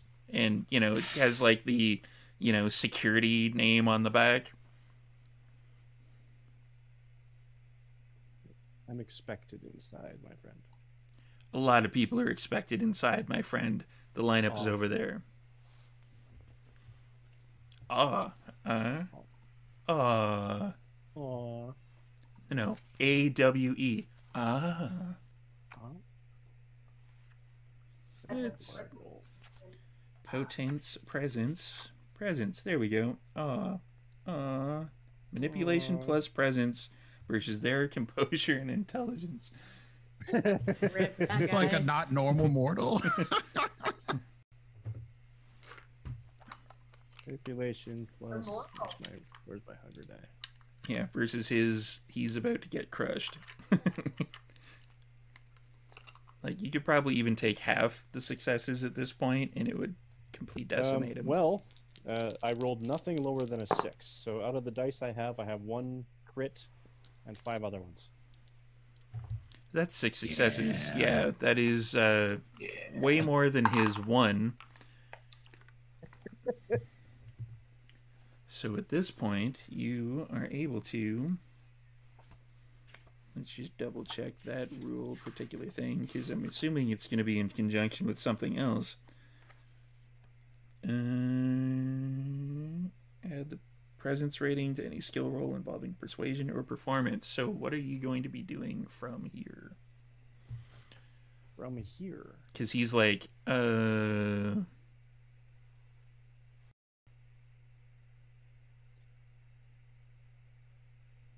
Sorry, what's going on? He's still pointing that there's a lineup. You have to convince him to let you through, but you've got a massive dice pool at this particular point in time. You remember me. Come on. I was here last week. Hey, check it. On the blog, right? All right, pull out cell phone. Smile, buddy. There it is. That's it. There's the man. Amazing. I talked Camera about comes you. close to Ja. He's just like, nope. Way back here. Seriously, you didn't... Oh, wait a minute. That's right. I meant to bring you an invitation. Oh, I for? pull out a card. To the mansion. Oh. This, my friend, is your tickets to paradise. That's going to be a charisma and persuasion roll. Charisma and persuasion. Because of the all, does that mean with the persuasion that he also gets to add the all, if I'm remembering that correctly? He gets to add his presence dice pool as well. Are you serious? Okay. Do I add my beautiful? Yes. Dice. So roll all your dice. All of my dice. Storyteller, where is the list that this bouncer is looking at? The list, he's looking at it. It's a clipboard. Okay, it's not like on a Nice try, though. cell phone. And it says, Damn. 6 is a success? 6 and above is a success, yes. Okay, so 5. Oh, yeah. So you want me to go there when? Like when I'm No, off? anytime you want, my friend. Oh, all right. It's Then why do you want in here? No, I have someone to meet. Oh, I have to meet the okay. boss. Yeah. How many of They them called are? me specifically. There's 6 of us. 6. Okay, yeah. Yeah. So it's these 6 here. He's 6. Yeah. Okay. You guys are on the list, and then you hear like a bunch of audible kind of, "Oh man, come on! How did they get on the list? They just walked up." Hey man, they're on the list. I just looks at anybody who's like saying this and just scowls. Just And I sort And of I look. Go ahead. palm 100 sort of thing. Oh, Just sort of right. like do the whole clutching arm sort of shake with the random things and everything and sort of slap it into his hand. Yeah, the double pat. And The bro Jude pat. looks into the line and she says kind of like louder than normal. She's like, "Thanks, Daddy." And then she kisses Mordecai on the cheek and walks That's ahead. hilarious because I was just gonna say, and until that point in time, Margaret was kind of like huddled that kind of like area, like yeah, sort of like vibe sort of thing, and looking at Mordecai a little bit proud. But then the moment she goes into that, her face just falls. She just turns, and she's not. All I want is my sister's approval. So everyone is ushered into the club, and it is loud. Like, if you, it's actually comes close to reigniting. Sort of, you get the feeling that your heart is beating due to the bass, but it's not. It's basically just the entire building kind of shaking. It almost comes close to making you feel semi-alive again. And there, it is dark. There's kind of a laser light show going on. There's, some minor fog effects that help out, and you can see like the laser trails going through the air. And the dance floor is, it's pretty, it's not packed, like you can make your way through, but it is, it's a busy dance floor. Jude is vibing. Like she likes the music, she likes the crowd, she likes the level of volume. So she's just on the edge of the dance floor, just like kind of bump into it. Everyone else? Ja The is DJ oh. eyes on the prize, honestly. He's just like, who are we visiting? When do we get to them? So I can get out of here. Because otherwise, I might have to kill somebody. Yeah, Margaret's gonna go to the bar, just kind of wait around a little bit, basically try to identify which bartender, either has the most experience or been there longer or have the highest rank on the ball.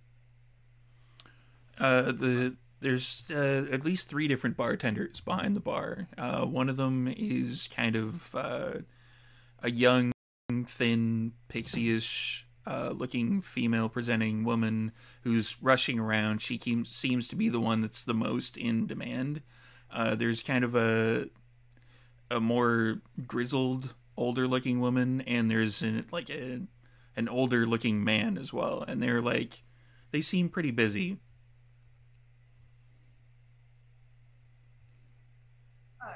So she'll just kind of look at her hands and be like, kind of want to give a once over one of these bartenders. So that woman over there zipping around, if we can get her attention, I can hold her in place.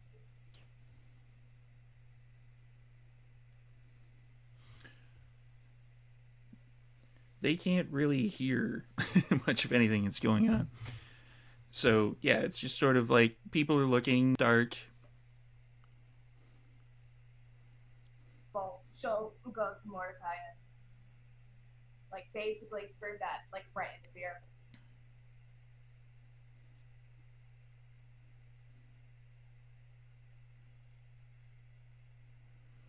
Mordecai? Sorry. What's going on exactly? So basically, once we get into the club, to get it over, Margaret's idea is if she comes to you and because of the music, she basically has to get right up in your ear and basically scream. So she's just basically like, hey, bartenders can't go wrong with questioning them folk. That woman that's sipping around have been with her popularity. She might have an inkling towards this woman. But if we can get her attention, you're at a place.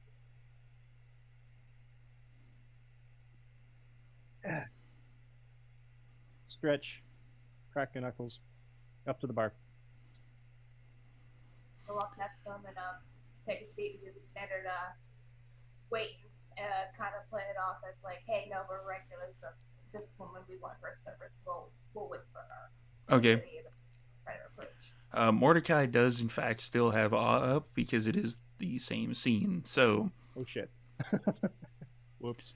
There's a lot of attention being placed to Mordecai's direction right about now. Excellent. Does Mordecai order? Well, sure, absolutely.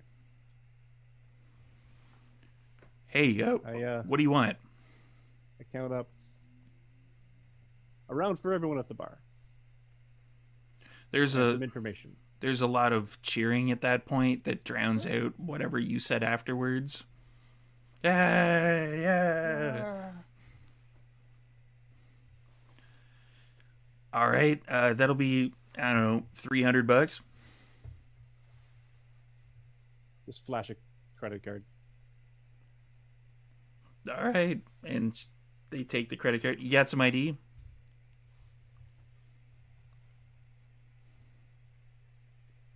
I've been here all the time. You know me. That's great. You got some ID. Yeah. You know what? I plumb forgot it. Okay, at this point, I'm going to slide up, just quietly put a credit card down, put my driver's license down beside it, slide them both over, take out a business card, flip it over, and just pen from the pocket, scribble on it, Savannah McIntosh, ? Put it down on top of the credit card and then slide them both over, and then I'll take a step back again. She double checks like the thing like under the actual light that works that's under the bar. Yeah, okay. And then she hits stuff into the debit machine, swipes it, and then hands it to you for like the access numbers, etc. Okay. PIN code. Takes it back, gives you the receipt, and then ID goes back in the pocket. She points back to the Savannah, and she points to that, and she kind of like motions you over. She practically is yelling because the music is so loud, but she actually says, "Savannah's up on the second level. It's she's in the VIP lounge." Okay. And at this point, I'll turn back to Mordecai and go, second floor. VIP. And lean in close enough to yell nice and loudly, VIP lounge. John just sees you point up, and that's where he's heading up. Like, not even paying attention to anything else. So up, going up there. And Jude's gonna like run on his heels behind him.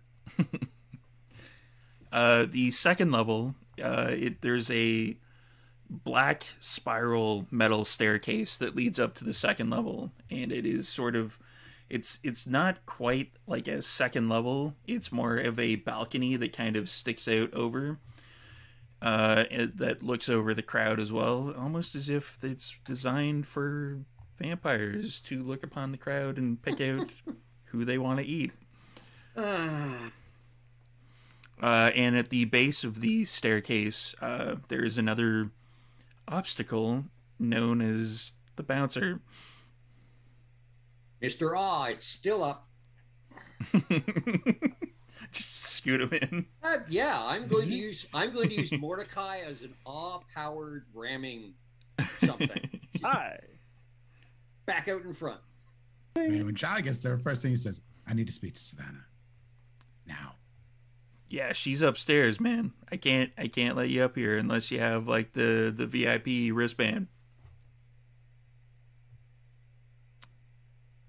Can you have someone come down and I Did can they- take it off of them and then put it on myself? Or you can just move. Yeah, I'm not allowed to move, man. What if I moved you? It doesn't. Well, Yeah, I'd like my to friend, see you. he's And John's skinny. He's like a thin dude. He's like, Yeah, this guy, this bouncer is kind of taking that as kind of like a challenge. He's like, "Mother, you want it?" And I'm assuming that's when Mordecai kind of Oh yeah. slides in. Hi. Hello. You remember me from last week? No. When I take the another business card, fold it in a $100 bill, and sort of extend the hand, do the handshake. John looks at you like, does that actually work? Yeah, and then he puts it in his pocket and he continues the. They didn't give. I mean, when we walked in, they didn't give us the wristbands. You have to be members to get the wristbands. I am a member. I'm actually kind of appalled at this treatment because I'm being treated like just another piece of the riffraff. I've been here a lot. I've brought a lot of business to this place. And I'm frankly kind of upset.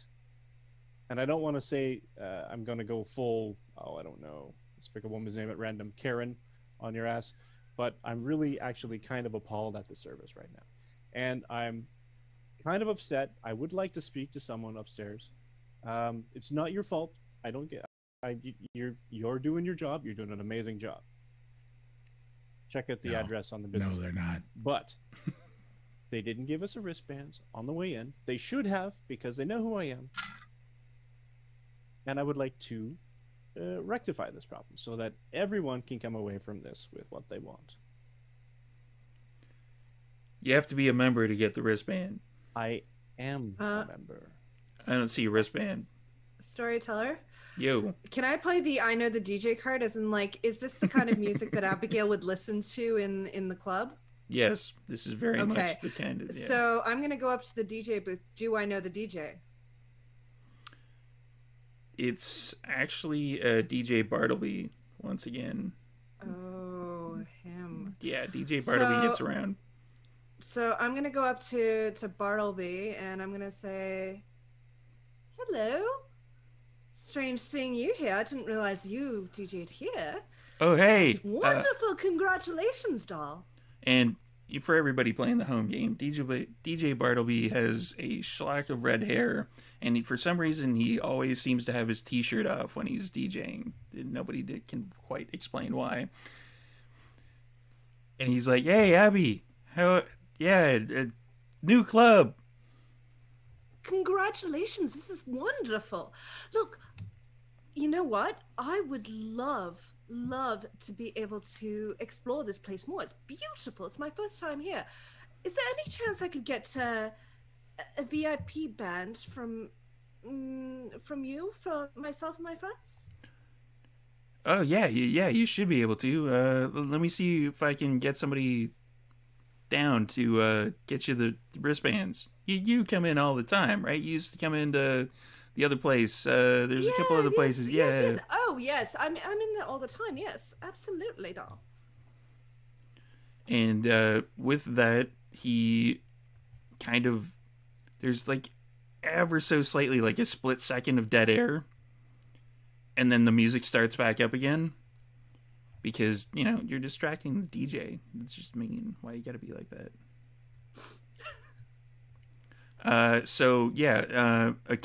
Eventually, like it takes about a half an hour to do while everyone is talking to said bouncer who is just not picking up what they're putting down at all. Okay.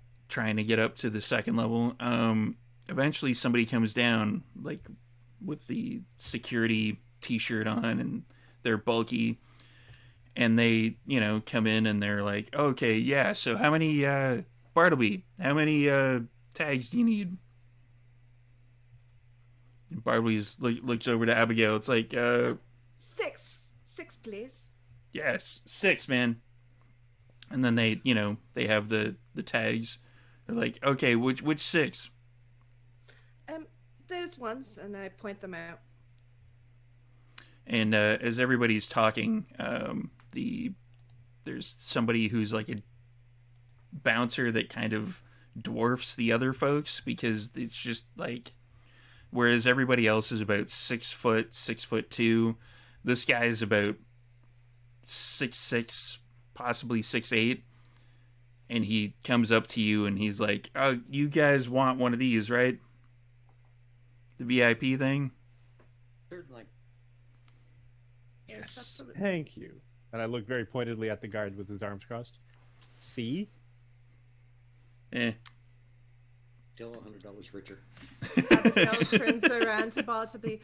Bartleby, darling, is there any chance that you could play me some Skinny Puppy, just for, you know, to get my mojo going? Oh, sorry, I don't take And requests. Jude goes, Oh, Bartleby, you're going to do me like that? Oh. Yeah, All sorry, right. it's Well, I don't take you, requests. I thank can't mix you, them in. that's Sorry. Fine. That's fine, Man. thank you. Margaret will kind of lean into Mordecai and just like, I told you recently that you talk too damn much.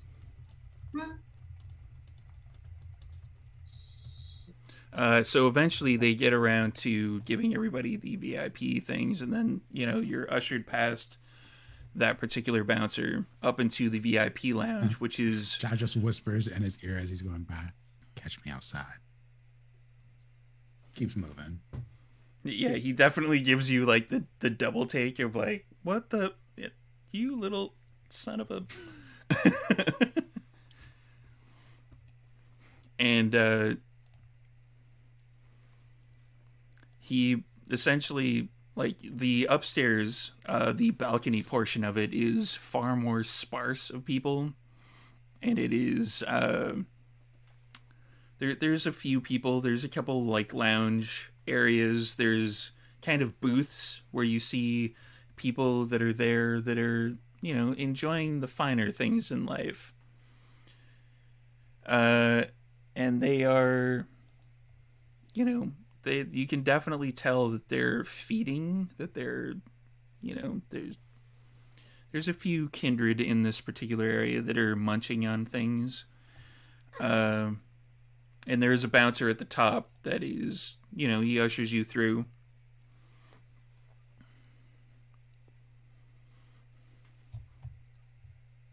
Savannah. Oh, Savannah, and it's actually surprisingly a little bit quieter up here, so you don't have to like yell in people's ears or anything. He points to the third booth as soon as you come up on the top of the stairs. Yeah, she's just over there. Okay.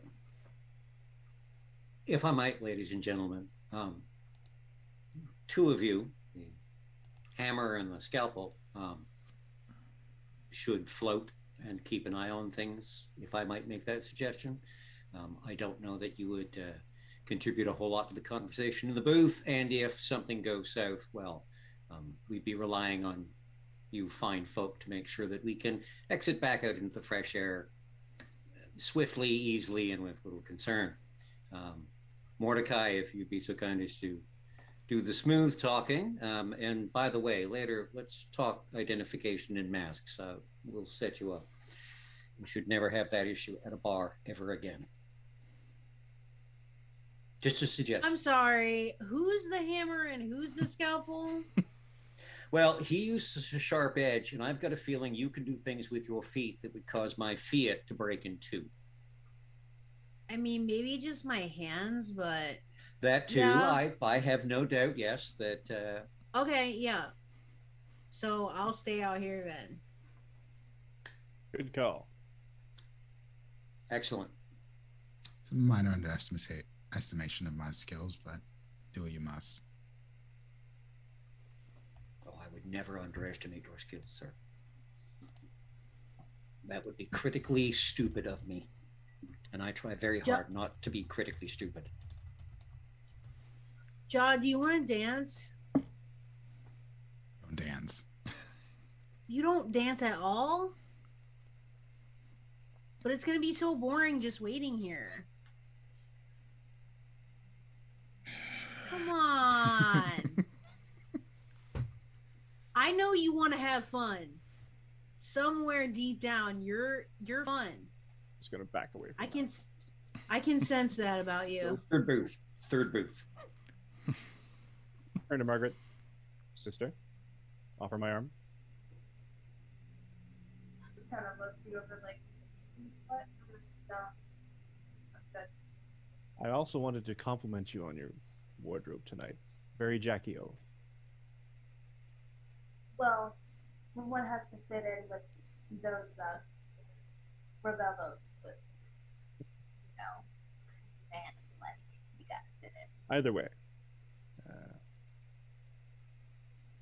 And as they lead off, paired up towards the third booth, I will offer Abigail my arm and say, Bella, shall we follow? I suppose so, sir. And I follow. But I don't take his arm. I'm kind of like, no, I don't do that. I will go to the dance floor. But mostly he's just glaring at anybody who looks like they're doing some off-kilter things. He's just looking at them like, give me a reason. Give me a reason. Is Jude dancing at all? Oh, yeah. Jude 100% is dancing. She is not bad. Like, John's not actually a bad dancer. He just didn't want to dance. Oh, I believe you. Angry dancing. Is Ja dancing? 100%. Let's go with a dexterity and performance. Doing this under protest. For both of you. Is this for both dexterity? Oh no, not dex. Right? Not performance. Oh, holy hell. That is not his area of expertise. I would like to rouse the blood. What can I do? Yes, that's what I want to do. Yep, I sure do, to raise my dex, because otherwise this is going to be a disaster. Via the new rules, rousing the blood now increases it by 2. That's right. Really? That's right. Mm-hmm. Yeah, I failed my rouse check. And Ja will do the same thing. I did not fail. Jude, what would your beast sound like? Jude's beast sounds maybe more demure than other beasts. It's more of it's a woman's voice, and it's almost just like gently persuading, but in a sinister way. Like saying something like, I miss you. Feed and become closer. You know, if you ate that jaw, we would become closer.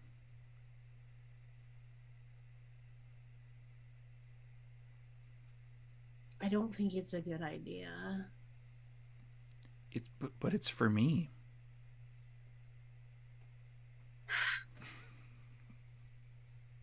I'll take that under advisement. Thank you. So both of your dexterities go up by 2. Thank God. Which I'm assuming for at least one of you that puts the dice pool at 3. Yeah. That put me. That's what it would do for most of my characters. Yeah, you get one success. I got 1 success. You're cutting a rug. There's definitely rugs that are being cut. 4 successes, Joe. Yeah. I'm doing the white man overbite.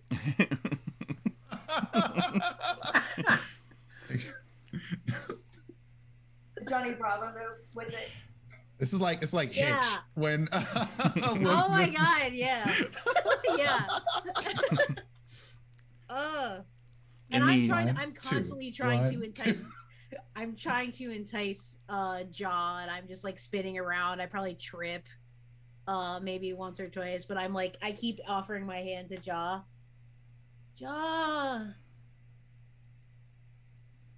You You're have no leaving idea me what you're hanging? doing. I'm dancing. That's what you call it. Mm. And then Whatever. Ja does like every move that you're trying to do. Ja does that and then just does it better. He's basically copying everything you try to do and don't do well and does it better just to make sure like clearly I'm superior to a Tremere, obviously. And in the sorry, go ahead. Oh, I'm just I just then I kind of stop doing moves and I just sort of then like shift back and forth and like I'm definitely getting pissed off. Like, and I'm like, fuck off. That's okay. In the adjacent game, we actually had somebody completely fail their dance test, and they ended up. Remember that. They ended up doing the Elaine. Yeah. Oh yeah, that's right. I remember. Yeah, that was bad. So over to booth 3. You see, it's kind of similar to the other booths. There's a very tall, lithe woman with kind of short black bob hair, and she is actually feeding off of someone, much like you would see a kindred do. And then she looks up and she's like, "Oh, I'm sorry. Yes, are you next?" Signora McIntosh, Signor Mordecai would like some words with you. Then I'm stepping back. But get out of the way of the hammer, really. Yeah. Mordecai, was it? I've been here before. You remember me. I do not know. No one remembers me in this place. This is terrible. Sorry, out of character. What are we looking for? We need her for a small black polished rock. Right. That she had, that has passed from her hands to someone else. It came to my attention, our attention, the Signor and myself, that you are a purveyor of stones, gemstones, small, black, shiny stones. I've been known to peddle in those wares on occasion. We're looking for one. Please, have a seat, all of you. Thank you. Storyteller, are there any, does she have any cell phones on the table or anything like that? Any electronic devices? None that you can see, no. Margaret is with them, correct? Yeah, okay. Oh, please have a seat. The ladies as well, especially the ladies. They're...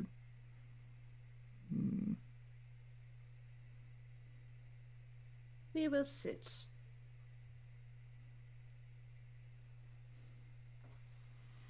Margaret will slide in. So, gemstones you wanted. Sorry, I just noted Ja dancing.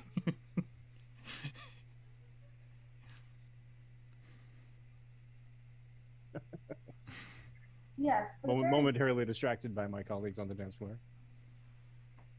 Yeah. Gemstones, yes. Which gemstones in specific?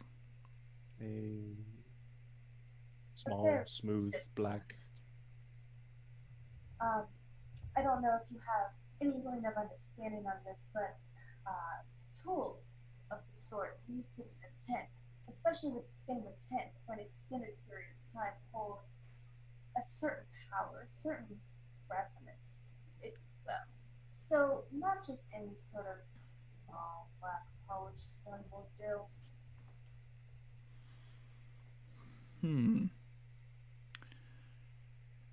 Would you be referring to the invisible skull? From what I hear, is that it's referred to as. Very well. I sold that a while ago. As to whom, if you don't know anything beyond that, I've got things to do a little bit of digging on my own. Sorry, what was your name again? This time she will extend her hand. Miss Strickland. A shop downtown, you might have heard of it. Xeno's Schism. Oh, yes, I have actually heard of your shop. I've been meaning to stop by. I hear you have quite a bit of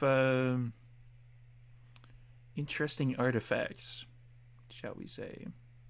Oh, I most certainly do, and I've got so many connections. I've got jewelers from companies from a few other countries that I've actually been able to commission through, let us say, personal contracts. So you might be able to find yourself something a bit special there. I see. Well, you should probably also know, since you are a peddler of wares, that such information comes at a bit of a price. Madam, Abigail, my name is Abigail. Do you not have a record of your transactions? Oh, I have a record of them. It's just one doesn't believe the business term is kiss and tell. Well, but everything has a price, does it not? I look over at Duran. And over at Mordecai. And what is your price?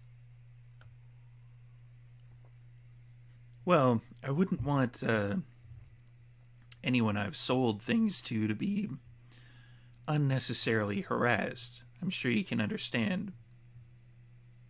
Bad for business. We would be the souls of discretion. Business exclusively. Might I inquire as to why you are looking for said item? We have a buyer. I see. How much would this information be worth to you? How much do you want to sell it for? Oh, that's a dangerous question. It's the question we're asking.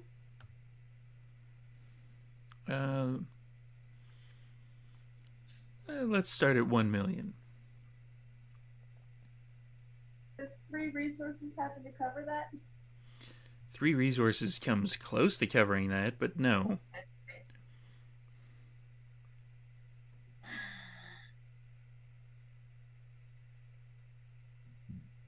Gentlemen? Abigail looks very pointedly at Duran and Mordecai. Is that a price you're willing to pay? Does 5 resources cover that? Yeah, but that would require a small bit of liquidation.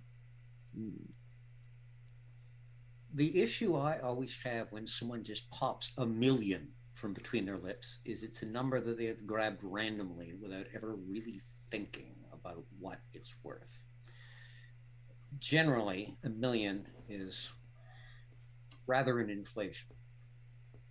And there are always things that are much more attractive than money, as Senor Mordecai would very well know. $1 million paltry dollars. Our buyer would probably squeal and whine, whinge a bit, and yell and throw things. But if that's where we're going, You're a woman of rarefied tastes. Money is of no object to you. What do you really want? A pony. Done. And $1 million. Madam, how do we even know that you've had this in your possession? Do you have a photograph of the item? I don't generally keep photographs of my items unless they are on display. That passed from my possession, so there's no further need of...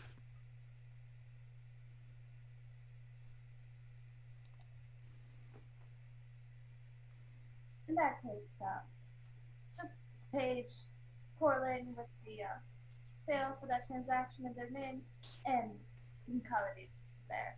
And I would like to try to attempt mesmerize on them.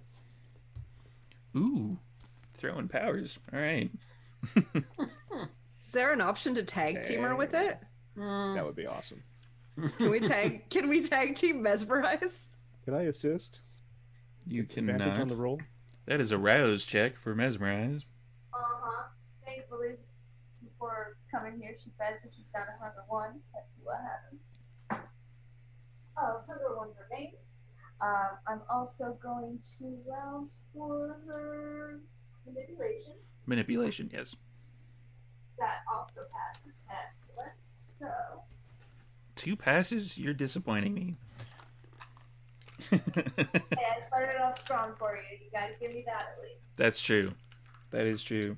That's gonna be.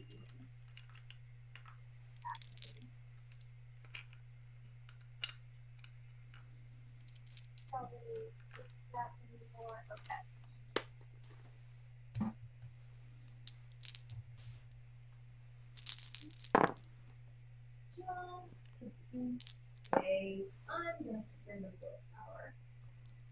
What a coincidence. That's what she did.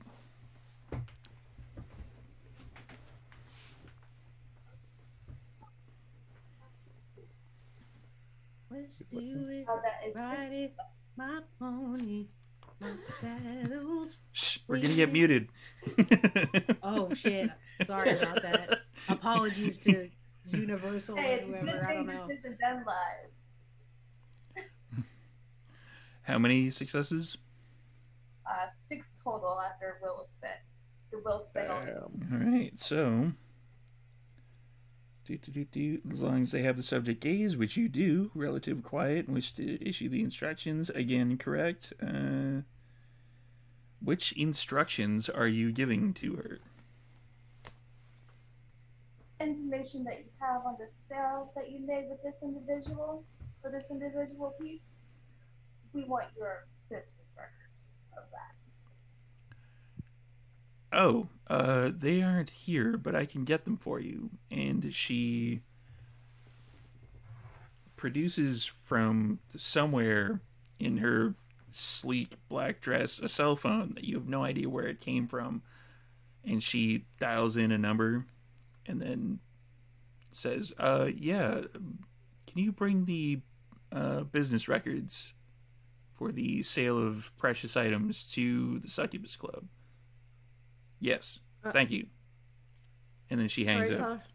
Storyteller, while she's in the midst of doing that, Abigail would like to use remote access to compress and send all of the data on her phone, on Savannah's phone, to me. Okay. Let's give a roll for that. Okay, so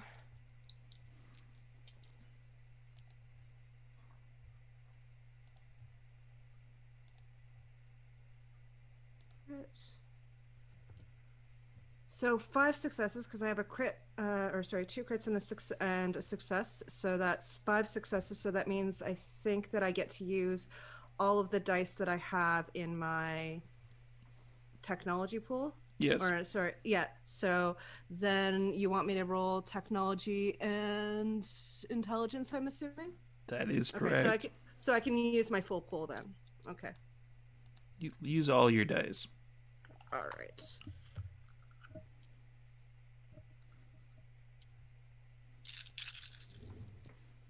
That sounded like a lot of dice. Yeah, that's a lot of dice.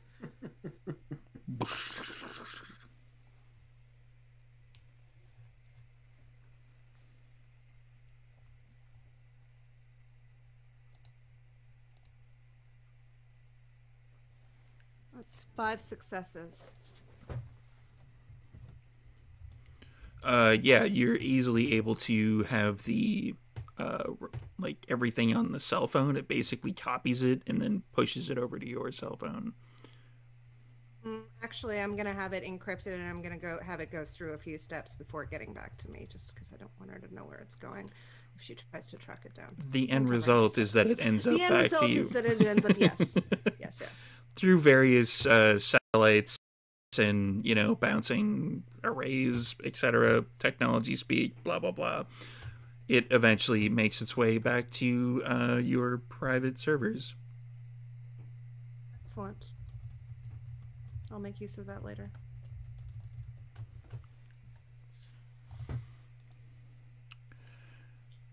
All right. So, from that point, the conversation kind of goes back and forth. Would you have any more information that you would be wanting from Miss Savannah?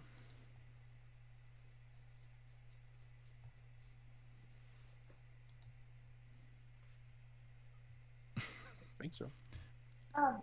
This information that you made a phone call on, about how long will it take for us to receive it and where? Do we just wait here, or here you go, and she'll give her a business card, the official one for the shop. Oh, thank you. They should be here probably in the next 10 minutes or so. Well, if you want anything at the bar, I'll cover you for your next round while we wait for that time. Not at all necessary. I don't drink anything from the bar. Well, I mean, I didn't say it was going to be for you now, did I? Fair enough.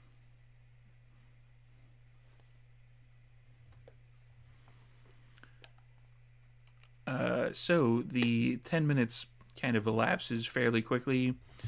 Ja and Jude are still cutting various rugs. Let's do another check. No, why would you make me do this?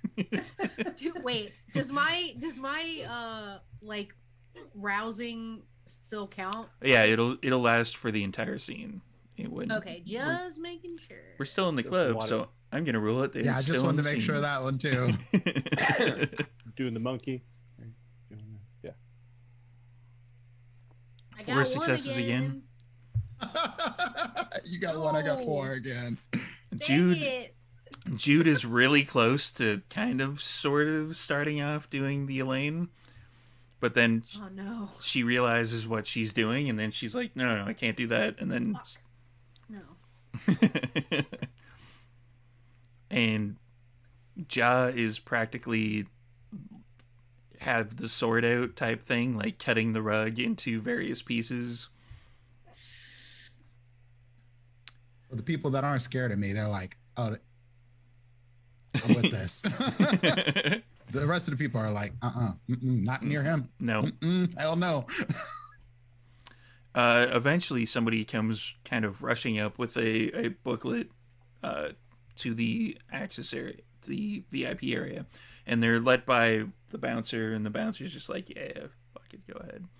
And they come running up to Savannah, and they're like, oh, here's the stuff that you wanted. She's like, oh, thank you. And she brushes that particular person away and hands Margaret the book. Margaret just has this smirk on her face that she's trying to just maintain so it just doesn't take over and become some Cheshire bullshit. Because she was just expecting a page. She has the whole goddamn book. She's so pleased with herself. And you know what, Paul, she has to back this up. So, yeah, she's having herself a moment right now. She's like, thank you ever so much for this. You're helping in ways that you probably don't even realize. But don't even worry about that, sugar. Like I said, come around anytime, please. May got some things that might interest you particularly. Oh, yeah, sure, no problem. Well, you have yourself a good night now. We're gonna go gas out. So, before the mesmerism wears off. Yeah, it's time to go. Is everyone else following suit with Margaret? Uh-huh. Absolutely. Yep. She just got handed a large book of information and she's bugging out. Yes, we are following. Damn near her in like a quarter or like half a year or something. We got like a good chunk of her fucking Oh yeah, it's a good chunk. It's at least like a quarter, financial quarter worth of information. Well, Is anyone letting a Jude and Ja know about the bugging Yeah. about? Yeah, I'll go up to Jude. Oh, Ja's been watching for them to leave. Like, he's dancing, but the whole time he's been like, when is it time to peace out of here? Because I do not want to be here. Yeah, going up to the both of them saying, we should be taking off now. Jacket goes back on. Swoop. And by the way, Ja, your dancing is phenomenal. It is quite good. It's not the only dances I know. Interesting. And everyone, Sullen silence. where is everyone meeting up on You the try. outside? Well, the limo and the Fiat are both parked close to each other, I would assume. They are indeed. Yeah, as soon as we get outside, Ja's like, what did you find? Is it important? Is it useful? Do we have to go back there again? Margaret will hold the book up and she'll be like, well, Dom, if you want to come in the limo this time and maybe take a look, I know Emma's going to enjoy going through it. She has a bit of productivity with numbers and varying things, if you get my meaning. So, mission accomplished? Yes, Yes. we just have to analyze what is in those documents, and then we should be able to figure out what's going on. I would, that's a rock. I would recommend finding that name fastest, because eventually she's going to wake up the fact that she handed you that book, and I do not plan to be there. Does Margaret speed read? Probably. I know there are some beats that kind of relate to that, but she didn't take anything related. I was going to to say, it. what does this fall into the category? Right, I'm kind of wondering Ja that too. I mean, has intelligence, some skills. probably. I was like, right? intelligence, Ja's actually not too Yeah, bad on because- intelligence. Basically, If it's once you intelligence get- investigation, Ja's like, yeah. If it's not, then Ja's like, maybe. Basically, once we get in the limo, Margaret will explain to everyone, Margaret Lambert that owns the shop, what I was meaning back there was, we do a bit of money laundering mostly, so she doesn't actually get a paycheck. Everything that she has and possesses and goes about her liver life, she has because of me. We just basically cook books, and she helps me with that. She school started with numbers. When I If we're talking about cooking books, then Ja definitely can do this. Oh, good. You guys make a good team then. I have criminology as my specialty in investigation. And for finance, Amber has a specialty in money laundering. So between finances and investigation and the criminal sort of things, I think Amber and I can make a little something happen.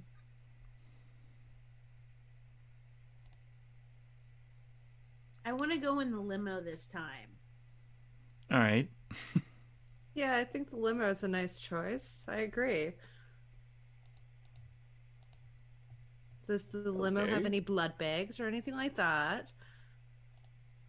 That could be useful. No. Yeah, you kind of But- keep your blood bags at home, don't you? I mean, it's accessible. Succubus Club. We're not exact bags. We're actually like kind of like us size and kind of By like. bags, I mean meat bags. Meat Oh yeah. bags. Yeah.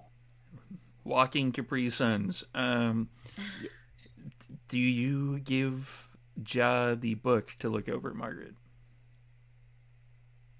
Yeah, she'll sit next to him for the ride so they can look over it together. That way, Jog can get a little bit of an idea for it to where, you know, Amber's still around, which she likely will be. He can already kind of like catch her up a little bit, get her on the ball, essentially. All right. In that case, it'll be an intelligence and investigation roll, +2 for the help for Ja. So you roll all your dice now. Yeah, I'm about to roll a bunch of dice. Jude is like if there's room, she's just gonna sprawl out and like lay down. Oh, I'm definitely Like- burning willpower on that. There is more than enough room to sprawl out in the back of that particular limo. I And have while a they're single looking success on 8 dice. A That's single wonderful. success? No. Willpower? I spent willpower. That was me rolling 3 dice and having 3 dice. Already done did it. blank. Did you rouse your intelligence? I got help on it, and I used my criminology. That was all bad. Oh boy. Everything was bad. Yeah, so it takes a while, but eventually you come across a name. There's kind of like you kind of looked at the symbol, but you didn't really, you thought it may have been like a colon or something along those lines, but it turns out that the symbol itself looks kind of like a skull that is very, very lightly traced in there. And you see the name Edgar Gray. Margaret does have a thought of finance. Can she look at that from the other angle? She can. Okay, so Margaret has better success than Jack, because that was terrible. I don't know. My very first roll of this campaign got me 1 dice, 1 success as well, and I had a decent roll. So let's see what happens. No decent roll for this, so I am gonna rouse for intelligence, and it passes. Okay, so then these guys. Jude's just looking up at the ceiling. Fuck, how did I know I didn't know I was so bad at dancing. I thought I was okay at least, and she gives a pointed glance to Jaw. Doesn't even look at Jude. Jaw's just like engrossed in the book. Just lets you have your like moment of brooding. Why am I not getting anything from this? But Margaret, she got 4 successes. 4 And I am successes. Only 1 dice because I am halfway to a crit, but 4 successes. Yeah, same, like the same name comes up actually several times in the book, but you'd notice that with regards to the skull artifact that you were looking for, that name is definitely the one that was sold to. And that kind of like imprint or sketching that you're talking about, is it kind of one of those things like it's actually like sketched in there a few times, or is it kind of like an imprint, like they have another piece of paper or something and they were drawing over it, just using that hard surface? That specific symbol, it kind of, from what you can tell, there's no like legend in the book itself, but from what you can tell, it's kind of like a frequent buyer type situation that symbol would go beside. Codes. Okay, got it. And it's at that point, unless there's other pressing business, that I think this would be a good time to cut off this particular episode now that the information has been gleaned from the book. So let's do a quick round table to see where everybody is can be found, where your social media links, etc. are, and they will be that way, right? In the chat somewhere. Over there. So let's do a reverse order from what we did at the beginning, and let's start off with Cliff. Okay, sorry. What do you mean? Where could I be found? I mean, where I am on Instagram and Yes, that's the the one. fun stuff. Oh, okay. Instagram, I can be found under the Vintage Self. Brand new Instagram, so it's fresh and clean and not full of pictures yet. It will be. And I can also be found in various other places on social media, often under DJ the Elf, TH''ELF. And over to Mike. Hey, Mike, you can catch my pre-COVID adventures in cosplay on Twitter and Instagram and at Canadian or CDN Cap America.